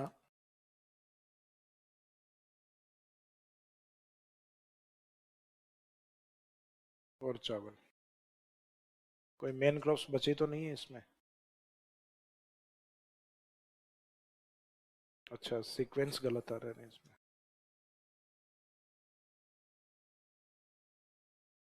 यानी लगभग प्रमुख 8 फसलें ये कवर करनी होती हैं प्रीलिम्स में। इसमें एक तो आपके चावल नहीं दिया हुआ और एक इसमें सरसों नहीं दिया हुआ। प्रीलिम्स एग्जाम में ये नहीं है, बाकी सारे हैं। तो इन दो को भी क्यों ही छोड़ो, मेंस में भी कवर करनी पड़ेंगे आपको। वर्षा की मात्रा गेहूं से लेके और कॉटन या कपास तक सेम ही लिखनी है आपको, 50 to 100 सेंटीमीटर। इनमें कुछ क्रॉप्स 50 से 80 के बीच में भी उत्पादित हो जाती हैं, तो इसका मीनिंग एवरेज 75 सेंटीमीटर सब में वर्षा है। 50 to 100 सेंटीमीटर, 50 to 100 सेंटीमीटर। फिर गन्ने में 100 से क्रॉस करते हुए 125 से 150 लिखा जाता है। कुछ बुक्स 100 से 150 भी लिखती हैं, यानी 125 के बजाय 100 to 150 भी लिखा जाता है।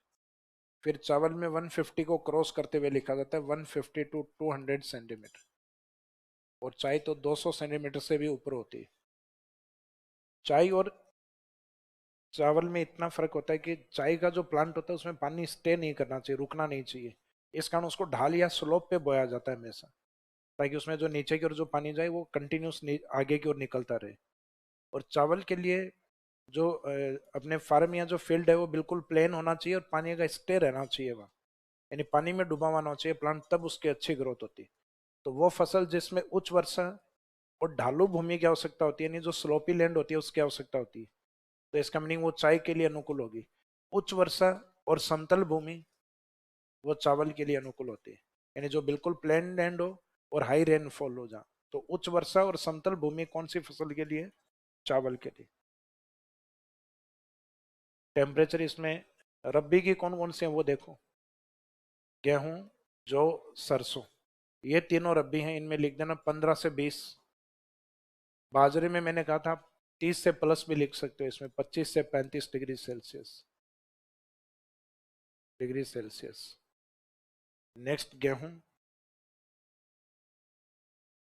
गेहूं, जौ और सरसों, ये 15 से और 20 डिग्री सेल्सियस, तीनों में सेम रिपीट करना है। आगे वाली फसलें जितनी भी हैं 20 डिग्री से और 28 डिग्री सेल्सियस लिख देना सब में। रबी में 3 है, इनमें ध्यान रखना है गेहूं, जौ और सरसों के अंदर इनमें 15 से 20 आना चाहिए रबी क्रॉप्स के अंदर।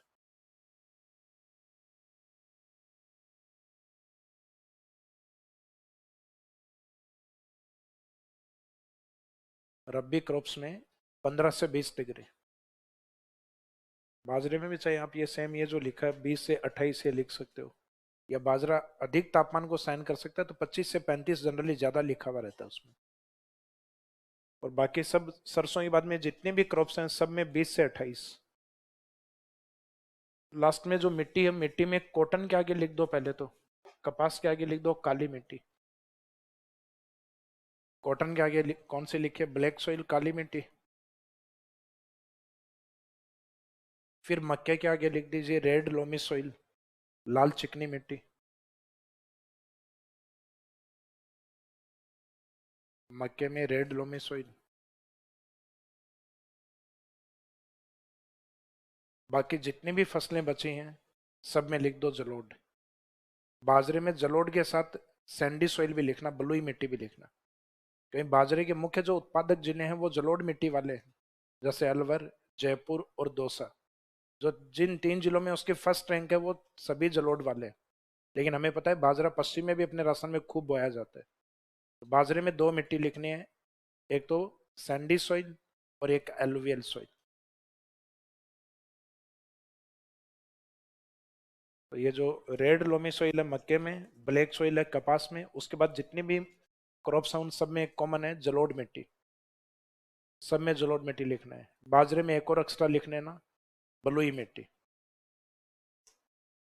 और ये डायग्राम कंप्लीट होने के बाद में टेम्परेचर को लेके ये इसमें लिख देना कि टेम्परेचर जो रब्बी होता है उसमें <20 डिग्री सेल्सियस, और खरीफ फसल जो होता है उसमें टेम्परेचर <20 डिग्री सेल्सियस।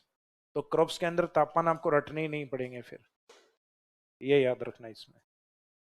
अब कल इसमें से जो क्रॉप्स आपको लिखवाई हैं, आप जो चाहोगे उस क्रॉप्स का एक का डिस्क्रिप्शन यानी डिटेल्स लिखेंगे अपन। उसकी डिटेल्स के अकॉर्डिंग आप बाकी क्रॉप्स हैं उनकी डिटेल्स इजीली लिख सकते हो। जैसे पहले मेंस में किसके ऊपर क्वेश्चन आया हुआ है? मक्का। Describe the geographical conditions of maize. अब जिसमें जो आपको ठीक लगेगा, राजस्थान की प्रमुख तिलहन फसल सरसों है उस पे, या प्रमुख अनाज कौन सा है बाजरा, या कैश क्रॉप्स कपास, इनमें से दो तीन में से किसी एक पे लिखेंगे।